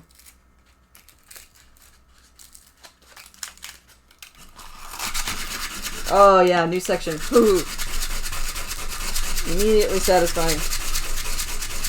Wow, yeah, the deeper lines. So there's these, come on, focus. You can see the deeper lines, like, through here. And it wraps all the way around. So something must have happened when it was at, you know, that level of printing that kind of biffed it a little bit. Oh ho ho. Okay, yeah, 4 entire Kickstarter backpacks. There's probably going to be a lot. I have so many minis just waiting for my load. I have some I've done. I'm not at 100% nothing, but yeah. Some of mine are Reaper. A lot of them are just rando grab bags. I don't have any idea where they originally came from.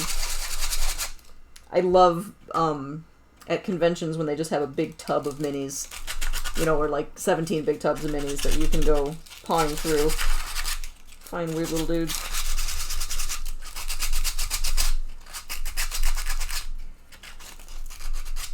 Man, that's something I haven't looked at. I don't know where to put it. If my mini paints have all dried out or not, because I haven't. It's been like 2 or 3 years since I really did any mini painting. Crazy work stuff.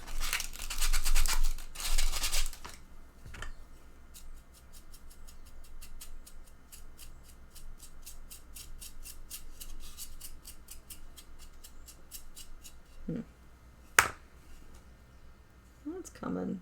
Just gotta get around that eye.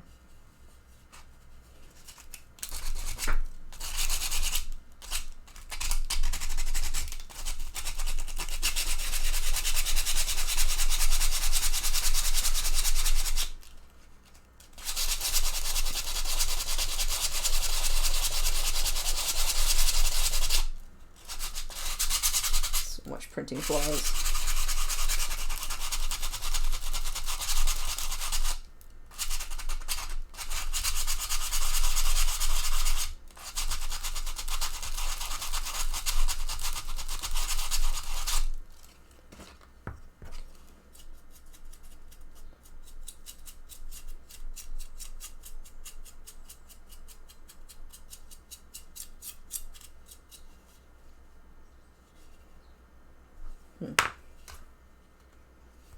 There's like one corner of this that's not too bad.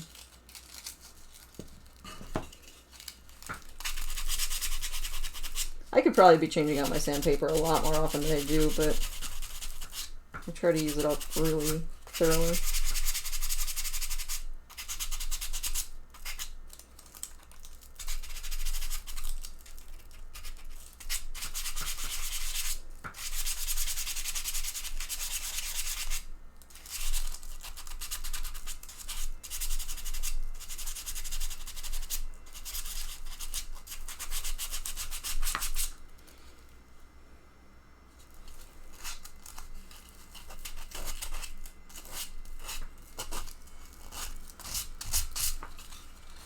It's always funny when you start to sand something, it looks like you're just ruining it, and then when you're almost done and you have the unsanded parts, you're like, no, this is the best thing I've ever done. I'm so smart. I'm doing the right stuff. Because these nice satiny sanded areas look so good.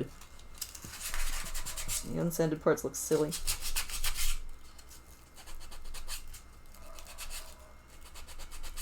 This is good. I can get this out of the way. And then eventually I will achieve acrylics. My current plan is to no longer try buying them online because I'm having a bitter about it. And instead there's this absolutely phenomenal little nonprofit in Chicago called the Waste Shed, which is a very sexy name. So the Waste Shed specifically takes donations of partially used art supplies and crafting supplies. So if you have a paint kit where you've completely used up all of the white and all of the red, but you have blue and green and whatever like that, you can just give them your remaining colors. Or if you have, you know, half a pack of pipe cleaners that you're never going to use, or, you know, whatever garbage like that, they take that stuff, and their main audience for people who buy those things are educators. Because a lot of educators really could just use like 5 pipe cleaners to do some sort of demo or what have you. But, you know, anybody can donate stuff or use that. So I just found out that to make it a safer environment, because unsurprisingly a little weird place like that was a little hole in the wall that was very small. I didn't know how they were going to do with COVID safety measures. And it turns out their answer to that is they're open just 2 days a week. Oh, it's amazing. They're so cool. But they're open just 2 days a week now for sidewalk sales. So they just disgorge all of this beautiful stuff onto racks on the sidewalk on Saturdays and Sundays between 11 and 4. And you can go get stuff there. So I'm going to go see what kind of acrylics I can pick up from them. And probably spend a lot less money than I would have done on Amazon anyway. And then I also get to go hang out in Humboldt Park, which I love. And all around sounds fun. But yeah, what a good idea, right? There's a couple different organizations in Chicago that do, kind of going back to the topic of upcycling, where they're trying to divert waste and keep cool stuff. There's a really cool one that I'm absolutely blanking on right now. They do furniture and architectural elements. So if you need like one of those ancient like leaded glass doorknobs that always are loose in people's houses if they still have them because they're old and whatever, but you need to replace one, you can go there and they have that. Or if you're trying to replace like molding, they have all these moldings where they have, you know, the hand carved 1920s really, really slick moldings, and you can buy a door or whatever. And the Rebuilding Exchange. But yeah, so there's a bunch of cool organizations in Chicago that do stuff like that, where they're like, somebody's gonna want this weird single thing or old set of whatever. We'll hold on to that for that particular weirdo. And sometimes I am that weirdo. Eyes coming out. So, nice thing, my webcam is pointed slightly down, because the top of it is now covered in dust, but it looks like the lens is still fairly dust-free. So, that's nice. Man, yeah, those striations. Like, you can really see the lines through there.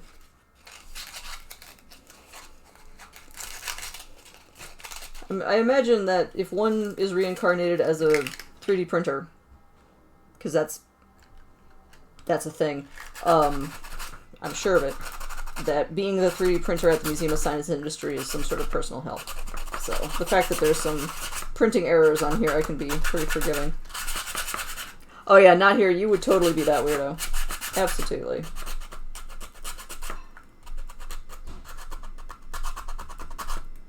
Okay.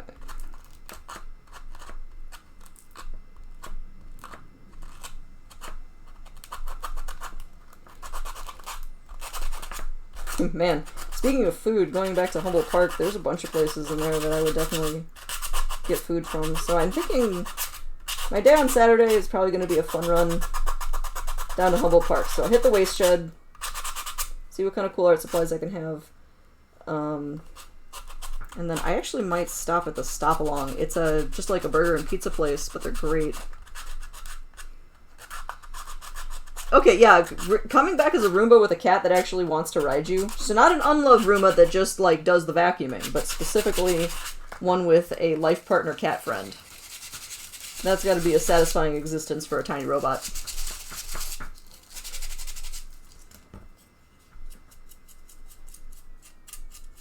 I've now owned 2 Roombas. One of them died. It lived a good life. But I try to name them after angels. So my current Roomba is named Samael. They work so hard for me. Might as well give them cool names. And sadly, my cats do not ride my Roomba. They've never shown interest. They'll watch it. They're interested in it. But they do not seem to want to ride it. And they especially don't want to ride it while wearing a duck outfit. My cats are jerks. Now we know. Okay. So that's looking pretty good. And so that pretty much leaves inside the weird mouth cheek thing and then down to the jaws. You know what? I thought I had autofocus turned off on this, but it looks like it is autofocusing. Play with that later. Not right now. I feel overall I have smoothed out my technical issues, but it's still the internet, and stuff that works 37 times still will just betray you. That's okay. We will survive.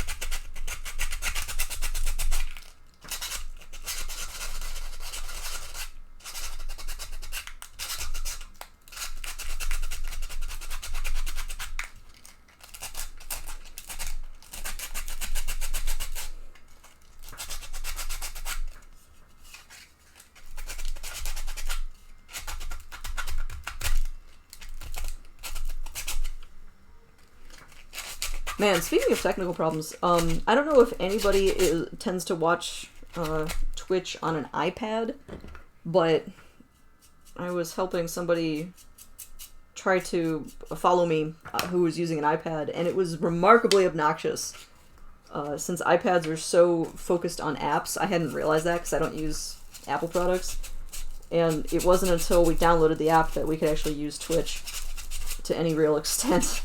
And I hadn't realized it was that. It's like, no, it's a tablet, thus it's mobile view, thus you don't get, like, half the buttons. It's very weird.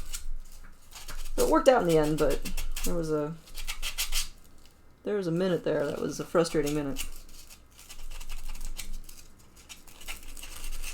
I do tend to watch Twitch on my phone when I'm watching my friends. Or if I want to be real fancy, I have my Xbox with the Twitch app on my TV, and then if I want to comment, I use my phone. Whew, dust. Whew.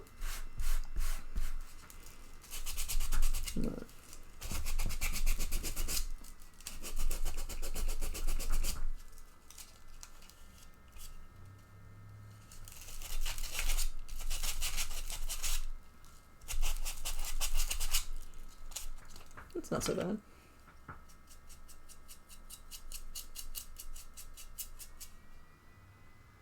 Man, there's a big divot right there that I don't know if I'm going to be able to get into that. But if I can make a weird point.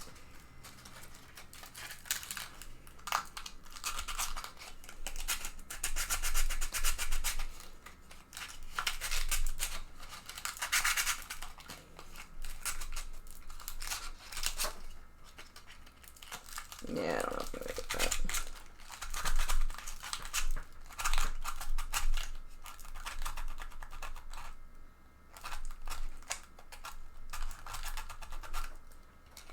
I keep meaning to paint my nails.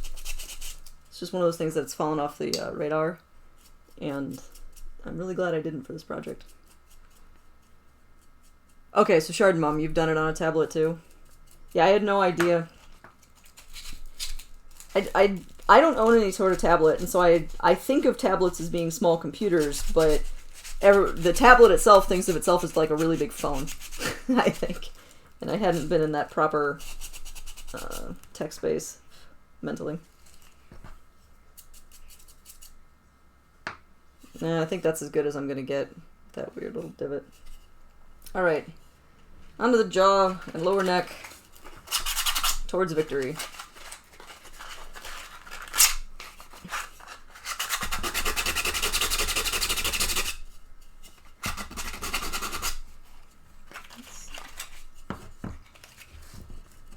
Awesome, man. Let me... The pile of shavings has gotten fairly impressive, actually. That's a fair bit of plastic. And again, no, I'm not keeping this. You gotta know when to stop. And I often don't, but this time, I'm not keeping that.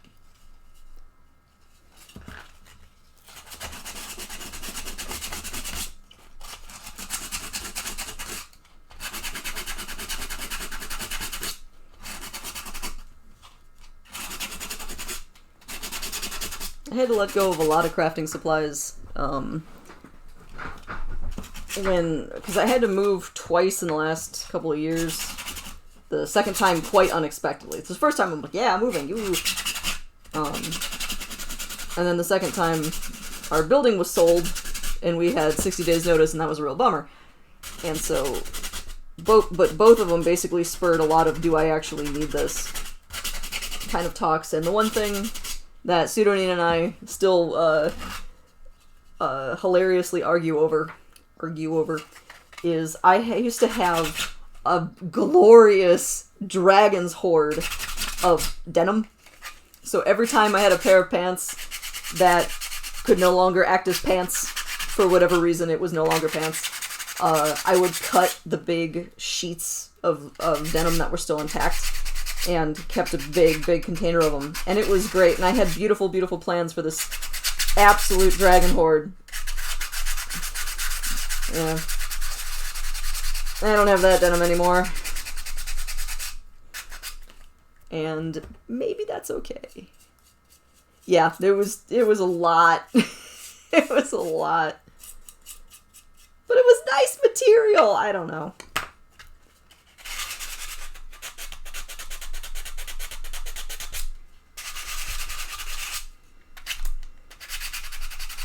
Life is full of compromise, I suppose.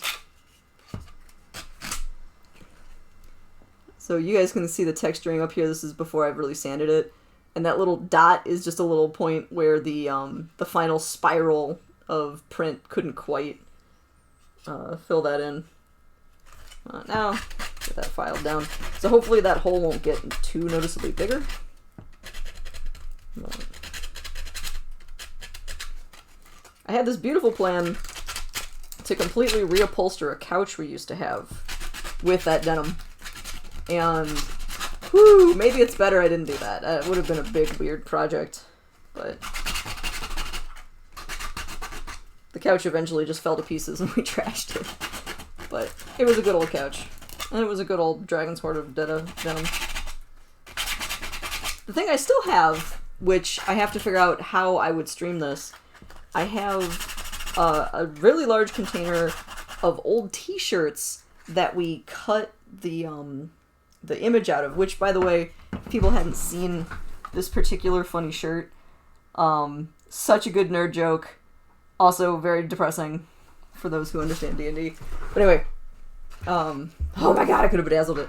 But I have this container of t-shirts where I cut out the t-shirts themselves had died. They were old and fall apart, and they had the weird stains in the armpits and all that great stuff. And so I kept all the artwork, and I want to sew it into like a huge quilt.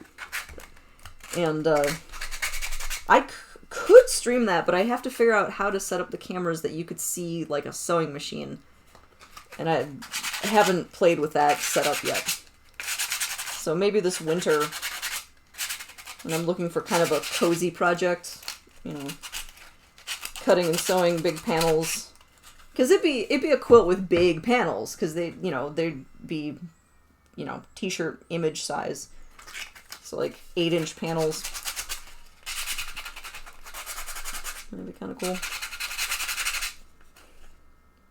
I have so many projects. Like, I want to buy more of those cute little steel models, but I'm not going to go do that because I have a trillion other really cool things I got to work on. We'll get there. That's a real benefit of having this on a stream, is I now have, like, dedicated time where I can work on my neat things. Like this. Like, I'm getting to spend 2 hours effectively sanding a T-Rex head. It's a pretty good Thursday.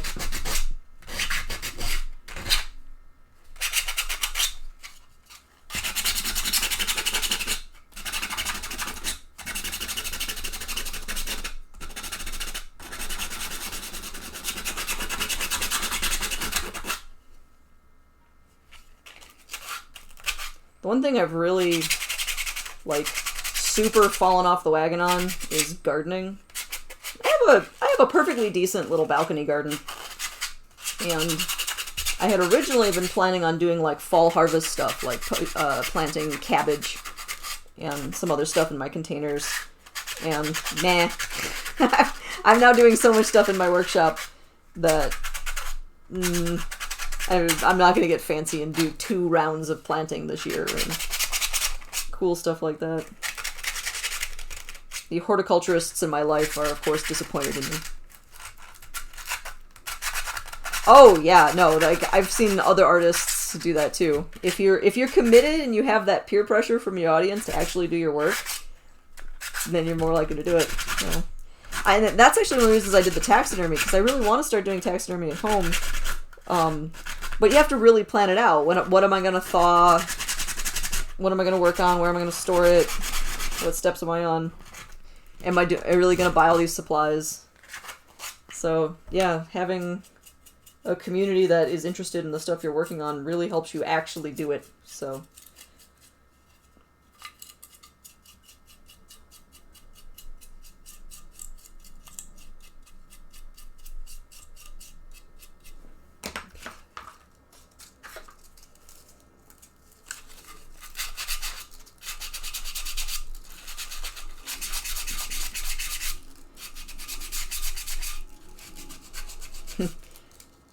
Yeah, man, that'd be cool if I just started doing, like, pure art. Probably not.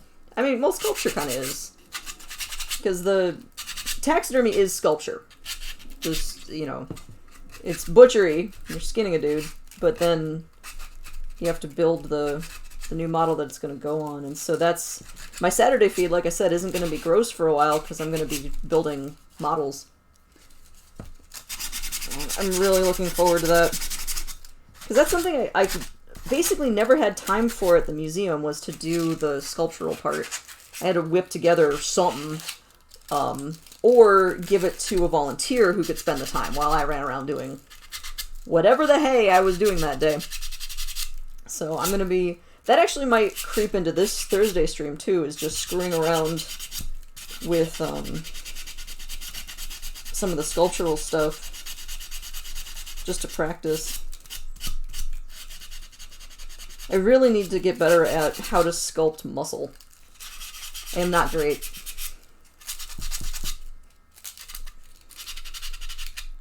Because usually when I'm doing my taxidermy forms, I'm more thinking about what the outside of the animal looks like, and that's dumb. I need to actually start thinking about the inside and how to represent that. Because I have the outside, I'm putting it back on, so I don't need to do it twice. But... just gotta put yourself there.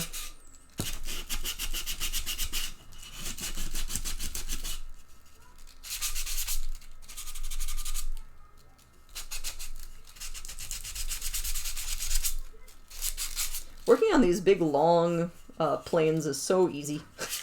This jaw just is done. Like, that just looks great immediately. So now I just have to do this neck. The neck is such a, like, that different color. It's so much darker and, of course, shiny. But that's it. Once I get that. And, of course, I need the neck to actually look pretty good, because if this is mounted on the wall, you're going to potentially look up and see that, depending on where I mount it in my house.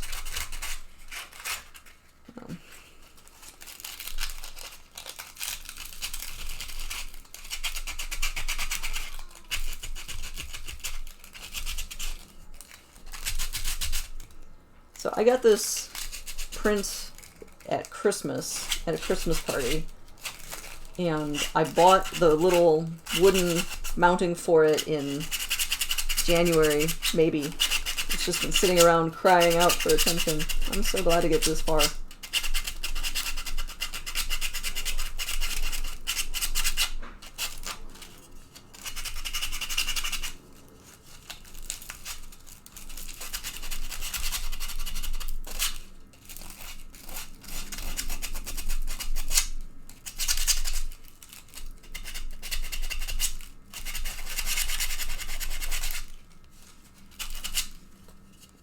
So I'm thinking about Polish food again, because I love thinking about food. And we're right by a part of Chicago called Lincoln Square. And I know Lincoln Square has a lot of German. I don't know if they have Polish. Polish is on... It's farther west. I gotta poke around. So you guys can see this like Adam's apple, practically, that this critter has. Getting into these deep folds is annoying. I'm so close. I'm so close.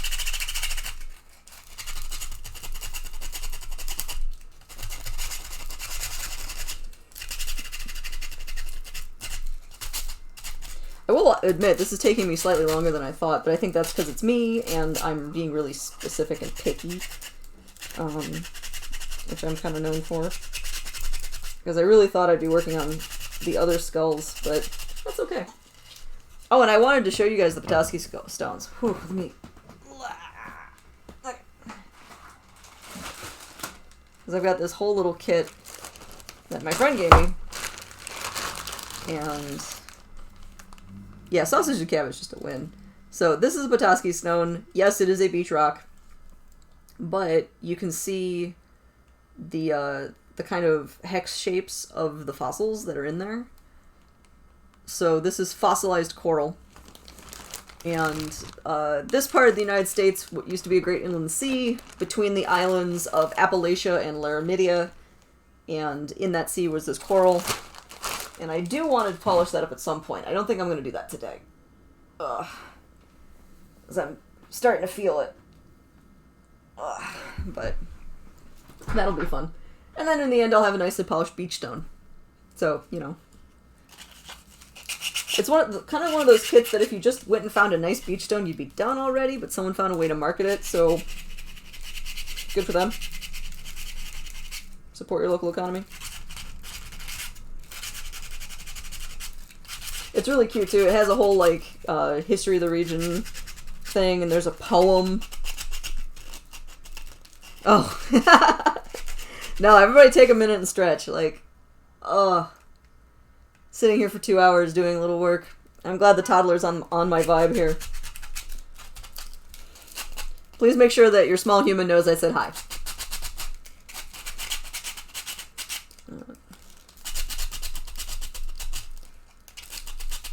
Okay. Oh, there's this really tight area under here.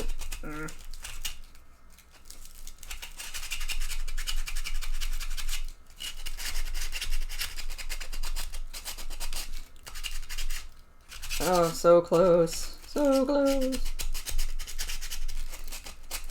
At least I think. With all the dust on it, it looks great. But obviously, I'm gonna get the dust off and actually see if I've been getting in there at all.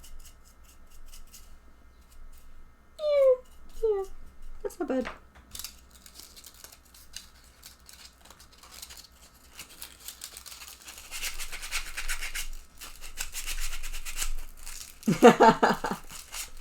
And he is right. So, good.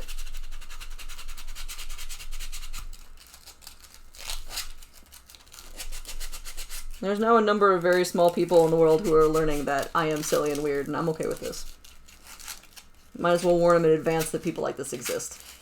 Who's that? I don't know, but she's been sanding a T-Rex for 2 hours. That's a weirdo. That's a weirdo I'm gonna hang out with while they sand a T-Rex for 2 hours. Find your people. Okay.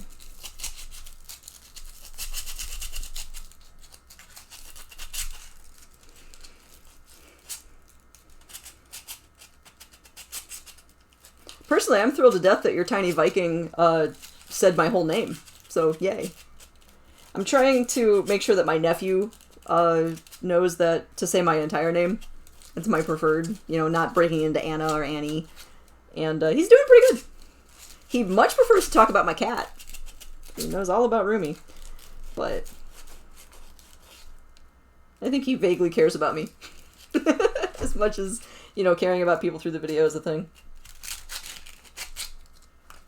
I'd like to think he cares. Alright. So I admit I'm not going to spend as much time on the neck as I was on the face. People are not going to look at it, and I'm probably just going to, like, put this into shadow and stuff anyway, but you can see I got most of that. Good. I'm glad you're having a good time.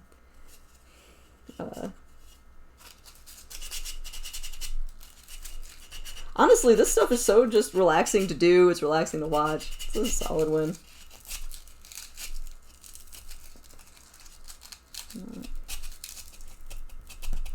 Okay.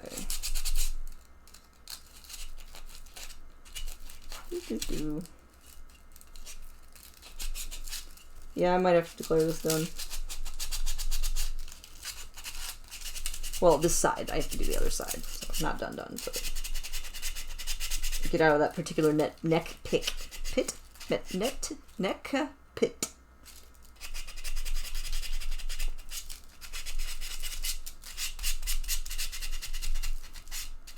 Oh, that looks really good.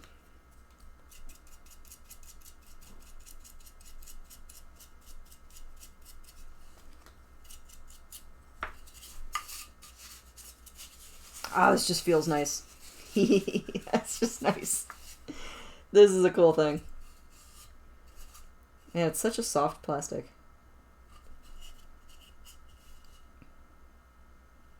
Okay, so I've got just this section is basically undone, but the rest of that is looking pretty nice, actually. This is a nice little model.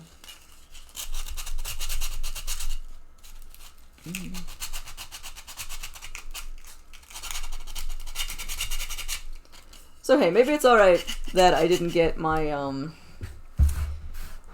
acrylics today, since this took so much time to sand anyway. So, fine. We're actually on schedule. Ha! Nothing is wrong here. And I'll get my acrylics this weekend. And then I might, depending on when I actually get my very little hands on some steel wool, I might stain the mounting board just off camera. I'll probably put pictures on Instagram. Because you basically cut up... So for anybody who wants to make your own stain, you get a, like, quart-sized mason jar and a thin style, like the really fine steel wool. So not the really nice, super shiny steel wool scrubbers that don't rust ever. You want the ones that rust. You want the really fine steel wool that you're probably more likely to find at, like, a hardware store. And you take that and you kind of rip it up or cut it into little bits, throw it in the jar, and then fill the jar as much as you want with vinegar. And apparently you can use any vinegar. So if you use balsamic, you're going to get a lighter color. If you use white vinegar, you'll get a darker color. You can use cider vinegar. You get something in the middle. Apparently. I haven't actually done it yet, but that's what the internet tells me. And so throw that in there, and you let it sit for a day or two. And the longer it sits, the more the chemical reaction has a chance to occur.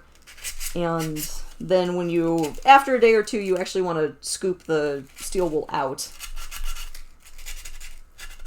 And then you just apply it to some wood. And that's it. So the fact that assembling it would take like 2 minutes, I think for next week I would rather have it done and ready to go. So I think I'll Instagram the actual process of assembling it, because it is somewhat interesting, but I won't wait, because it would have been nice to have gotten started this week so I could use it next week, but I'll just do it the other way. And I think that'll work out fine.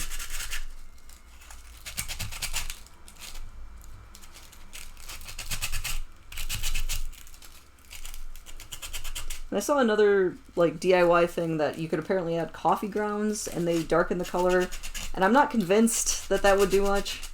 Maybe that's just me being weird. But I will,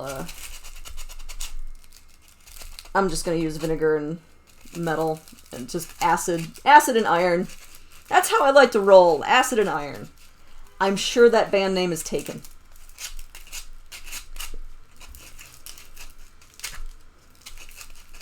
I hope that band name is taken. Gosh, if it's not, I need to copyright that right now.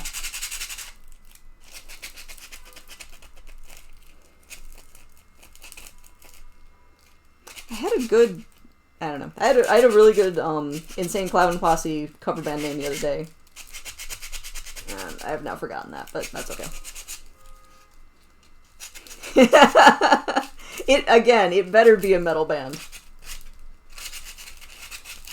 Or, some sort of, like, steampunk-themed something. Because Acid and Iron could go, like, a steampunk, like, folksy with a cello, but also sort of not band, or it'd have to be some sort of metal.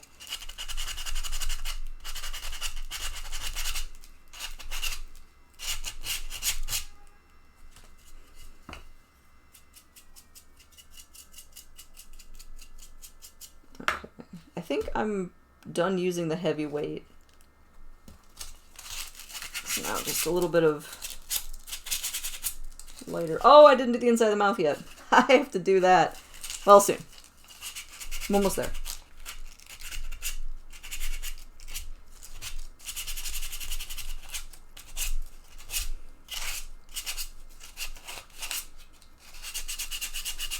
Oh, not here. Has Calvin noticed that this is specifically a dinosaur, I wonder? What? There's Acid and Iron is so obvious. That's so obvious. Maybe it's a album name. That it shouldn't be available. I'm embarrassed that that name is available. It is too good. Well, I mean, because I thought of it, obviously. Yeah. But...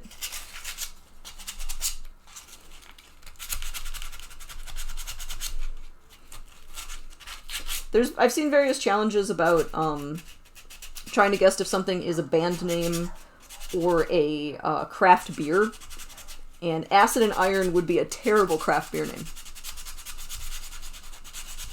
Okay, good.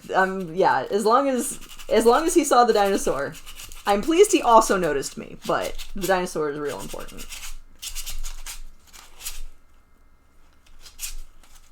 My nephew's great, you guys. He cares about dinosaurs more than me, as he should. Shows good breeding. Okay. Let's see. Boop, boop, boop.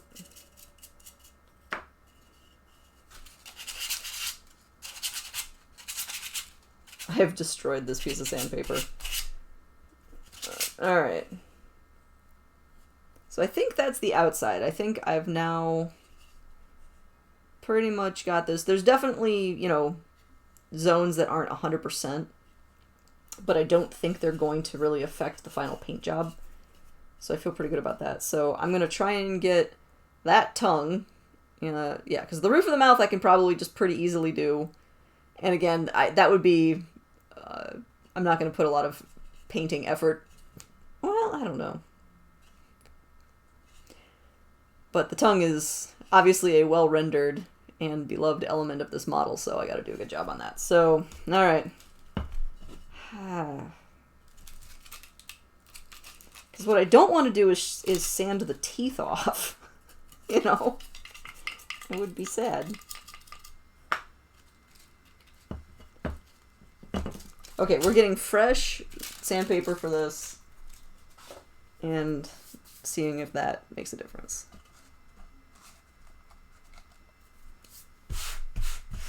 Also, that mountain continues to grow. It's a lot of shavings.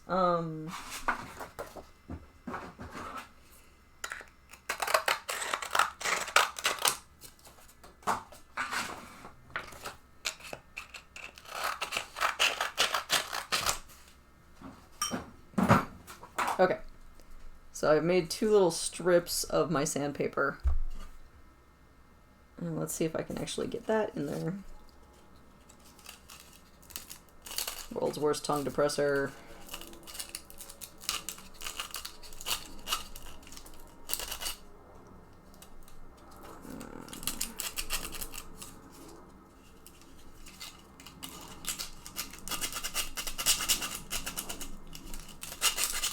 And so yes, this actually vaguely hurts because he has teeth. It's vaguely reminiscent of killing a cat. This is silly. This looks weird. Okay. This is weird. This is a weird set. It is having an effect on the teeth, so I do have to be a little careful.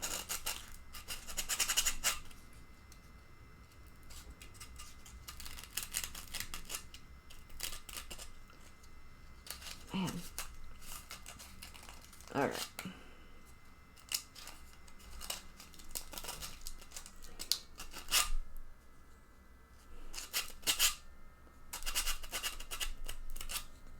I cannot do a good job in here. I just don't want to file all the teeth off.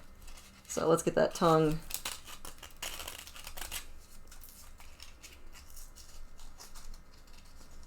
Because I can definitely tell I've had an effect. You can see the white tips. So I'm definitely doing a little bit of damage to the teeth, which I don't want to do.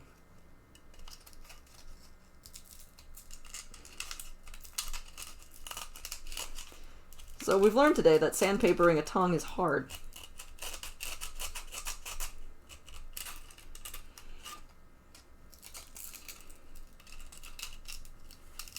And sandpaper tongues indicate kitties. Oh man. No, that won't work with my hemostat.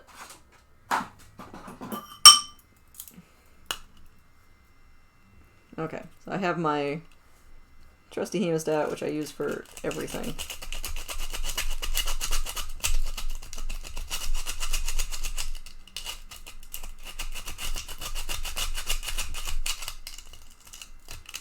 If you don't own a hemostat, I recommend you get one. They're really nice. Okay, that's it a little. Like, you can see the tops of his tongue. You know, I definitely hit that area, but not the side as much. I got the side of this side a little bit more.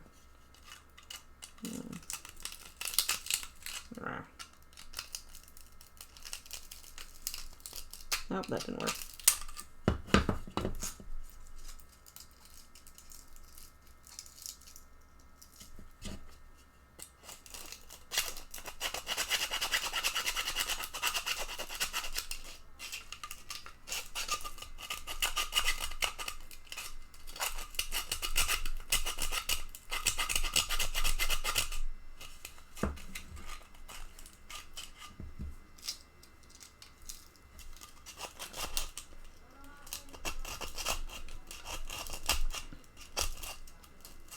Man.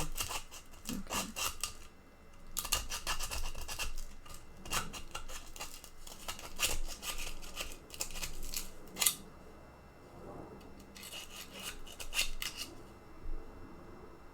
Yeah, that might be good enough. So I got you can tell it's no longer just the top of the tongue is the white.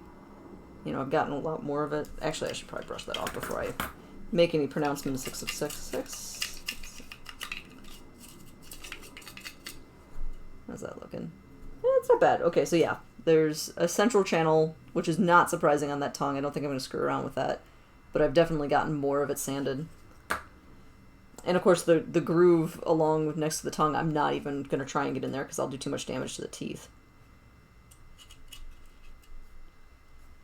Let me go one more time and try to get way back at the roof of the mouth, but that I would probably paint anyway, a darker color, just so it recedes into shadow faster. Oh, I don't have to worry about making this too nice.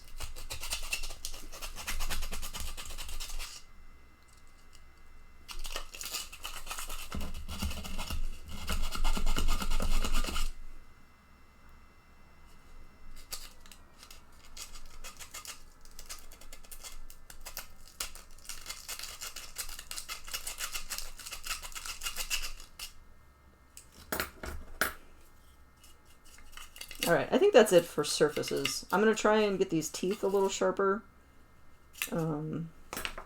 But the mouth is not bad. I've roughed it up a bit.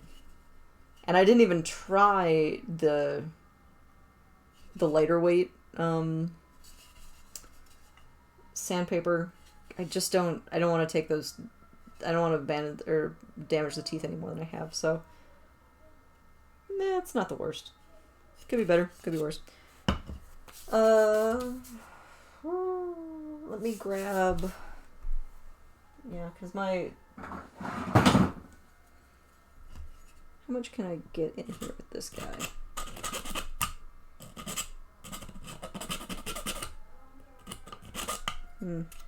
This is a pretty fine file. Let me see if I have a different one that might work a little better. Right there.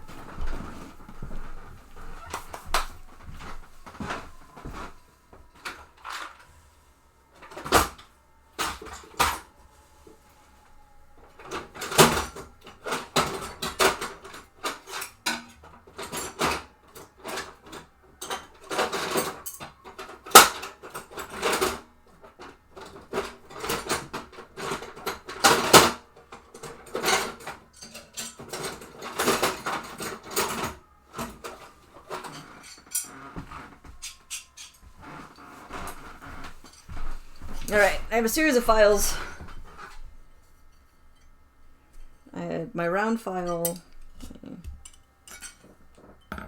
None of these are perfect for this job. They're pretty... These are all metal. Well, I mean, they're made of metal, but they're files for filing metal more than really anything else. They're not great for this project. Because this little guy can get into some pretty small spots. But not in love with it. This one.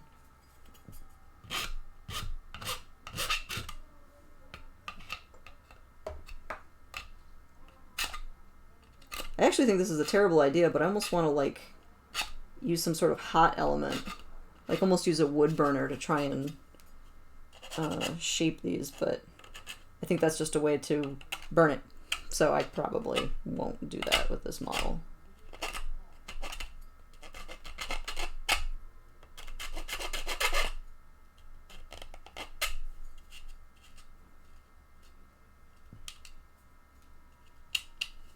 It's alright. Okay, yeah, this one's working out okay.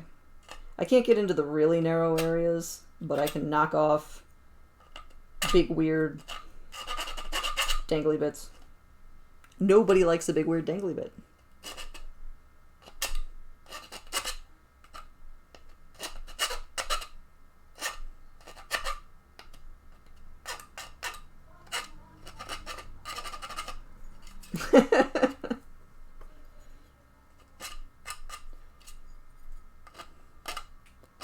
Alright. Yeah, actually, this is working out okay, because there's a few little printing artifacts just even between the teeth that this is able to kind of knock off. So in the art supplies that I found for my ceramics, I have this fantastic probe. I can knock stuff off with this too.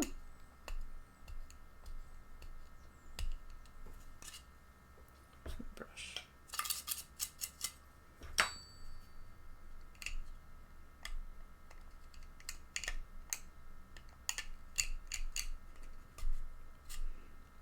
Big Weird Dangly Bit is my They Might Be Giants cover band.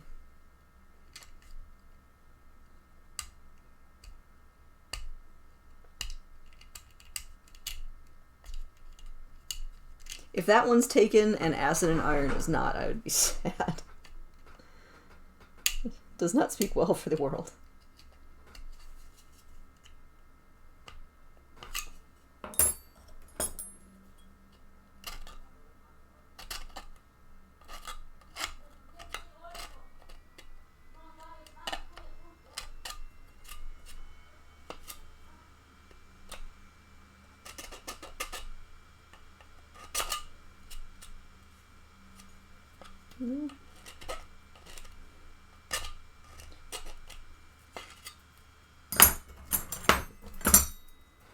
so I'm just trying to get like the lumpy or fuzzy looking artifacts off of these teeth, which actually, you know, not bad.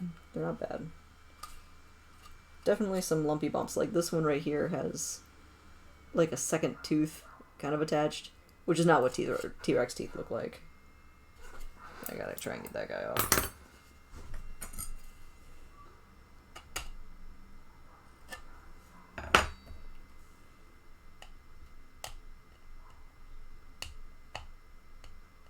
Oh, it's really on there though. Oh, that might be what T-Rex teeth look like today.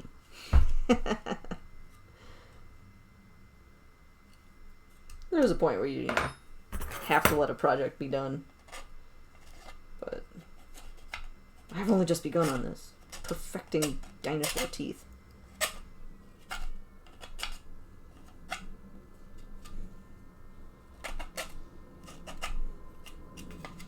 My main fossil at the Field Museum is a Dysonodont, which is a early synapsid.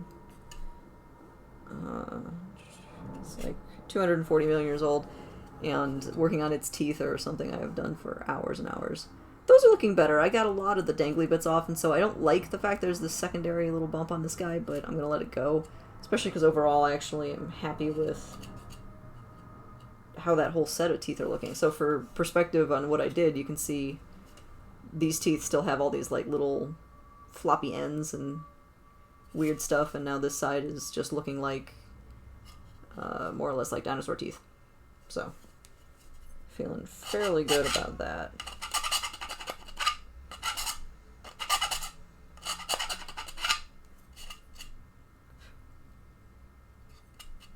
Yeah, so actually I won't mess with that too much more.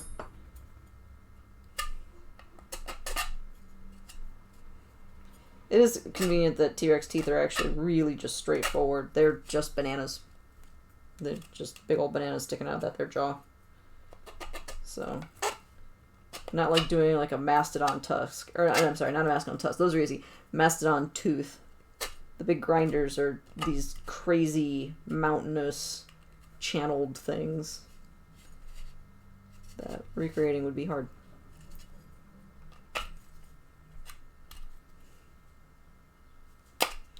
So these front teeth had gotten a little flattened from doing the sanding. They've got these little peg tops. So I'm just going to put my file in here at a right angle and try to kind of pull those back into not being flat, but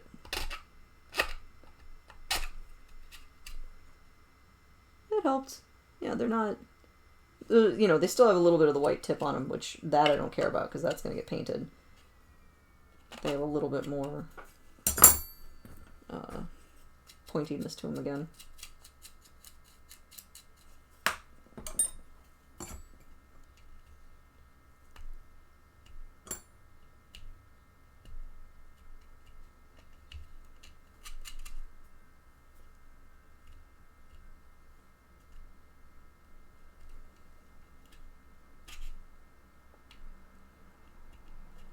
This floppy bit of plastic that just continues to flop. Go away, floppy bit of plastic.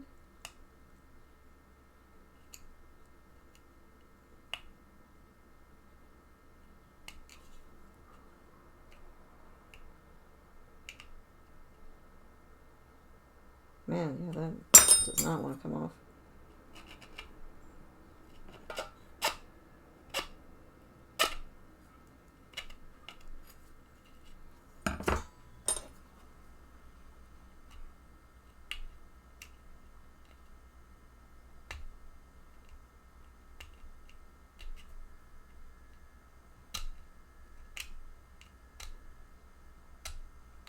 Oh, there, I got a big piece off.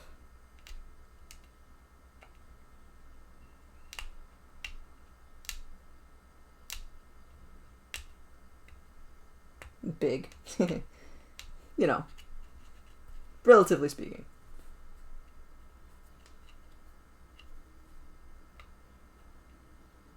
Just correct that.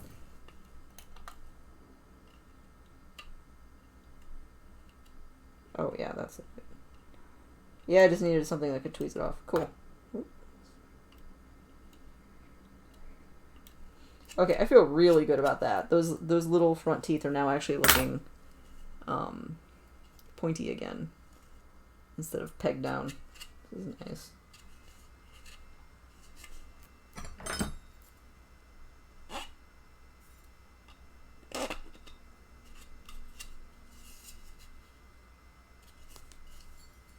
Alright. So, same. No, I like this one. Same thing, try to make these pointy again instead of flat.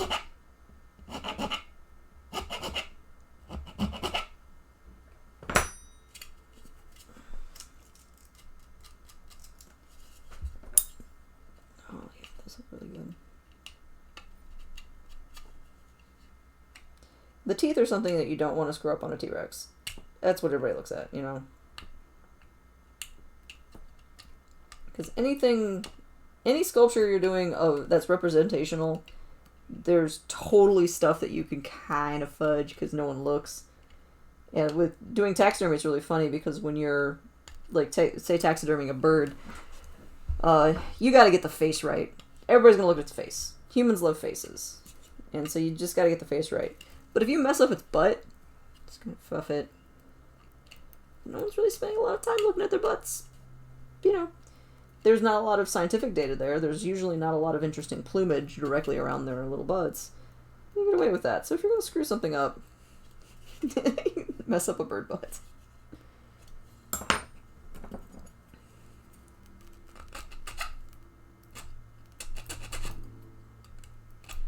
It's nice to know the parts of a project that you really have to put the effort into. And it's not like you should do poorly at the other things. You're not out to do a bad job if you're doing it at all, obviously. But you're like, maybe I'll only put 80% effort into this part. It's fine.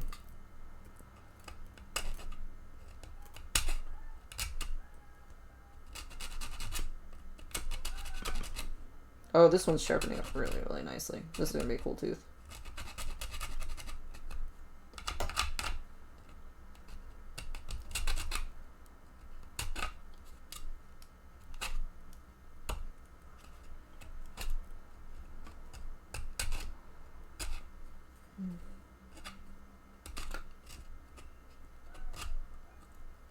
Oh, Nitocris, do you guys have blue skies yet? Or is everything still all red? If I may ask.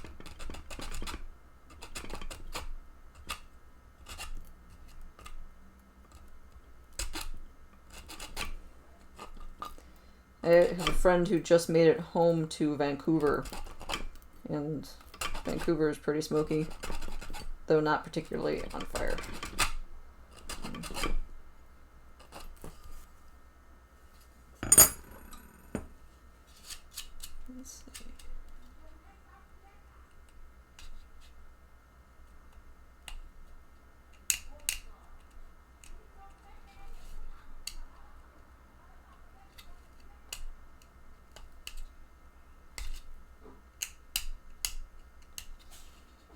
Hey, blue sky.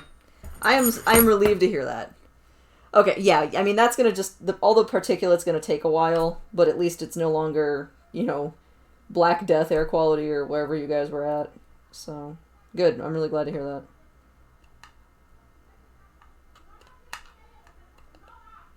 that. Chicago's had haze, so we've been getting the smoke, but it's so high up in the atmosphere because it got caught up in the jet stream that our air quality is not affected. So,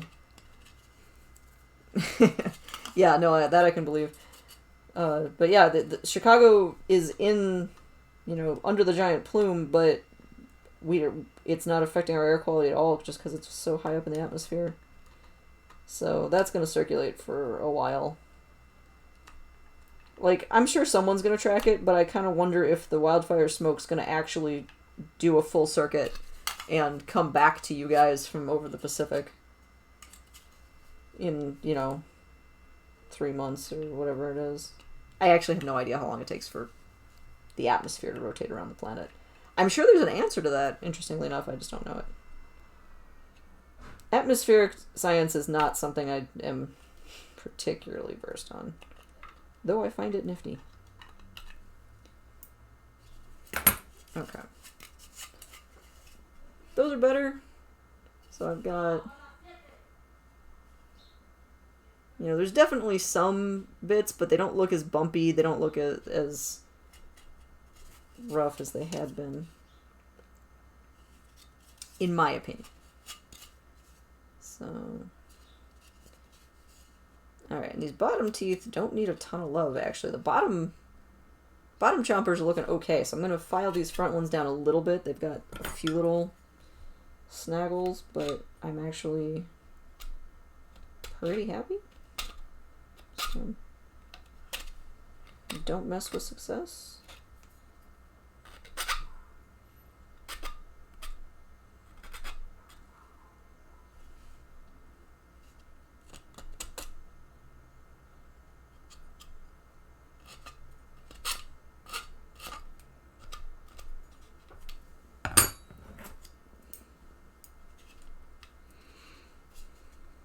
Yeah.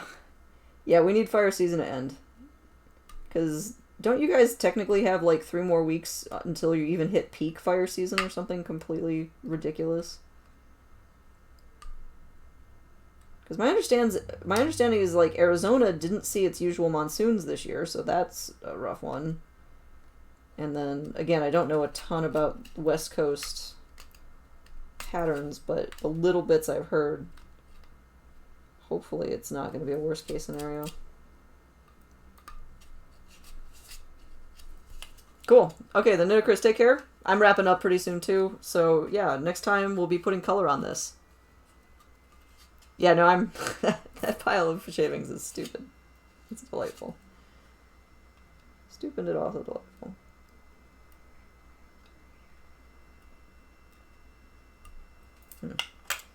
This little bit doesn't quite want to come off. Okay. Oh, there. I got it, I think. Nope, not quite.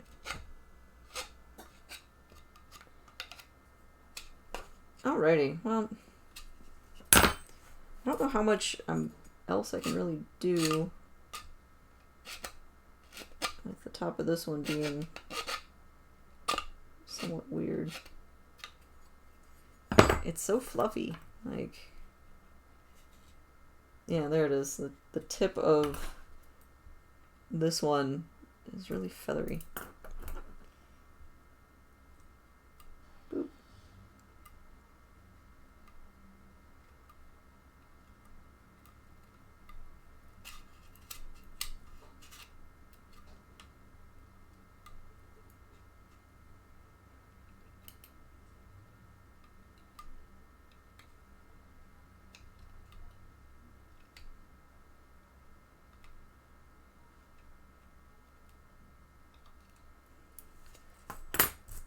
Alright, well, I think that might be it then. I'm going to use my little bit of sandpaper here on the gums.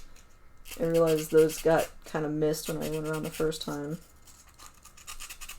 And that, of course, will hit the teeth a little bit extra, too, which I had been avoiding directly sanding the teeth.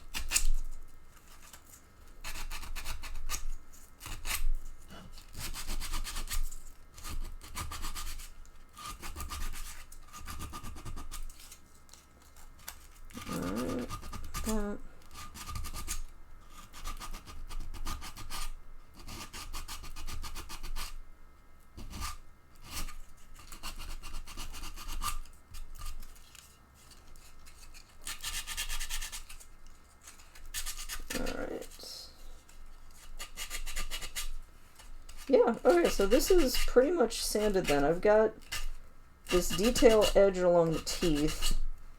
Now a little broken up. I'd missed that particular plane. But let's get this dust free. I might actually wash this with water since I'm going to let it sit for a week anyway. So the fact that it's going to be definitely absorbent, I can probably just towel it off and it won't harm anything. But that's a pretty good little model. So now the whole surface is sanded. it's not... Okay, see ya, Shard Mom. I will let you know what we end up ordering just for funsies. But yeah, that's a sanded model. So this guy is now ready to be painted and mounted. So I will do that next week on Thursday. So yeah, I actually didn't... this ended up taking up the whole time, which is pretty cool. I feel pretty good about that. So I will not be working on the alligator skulls. These continue to wait for some future love, which is fine.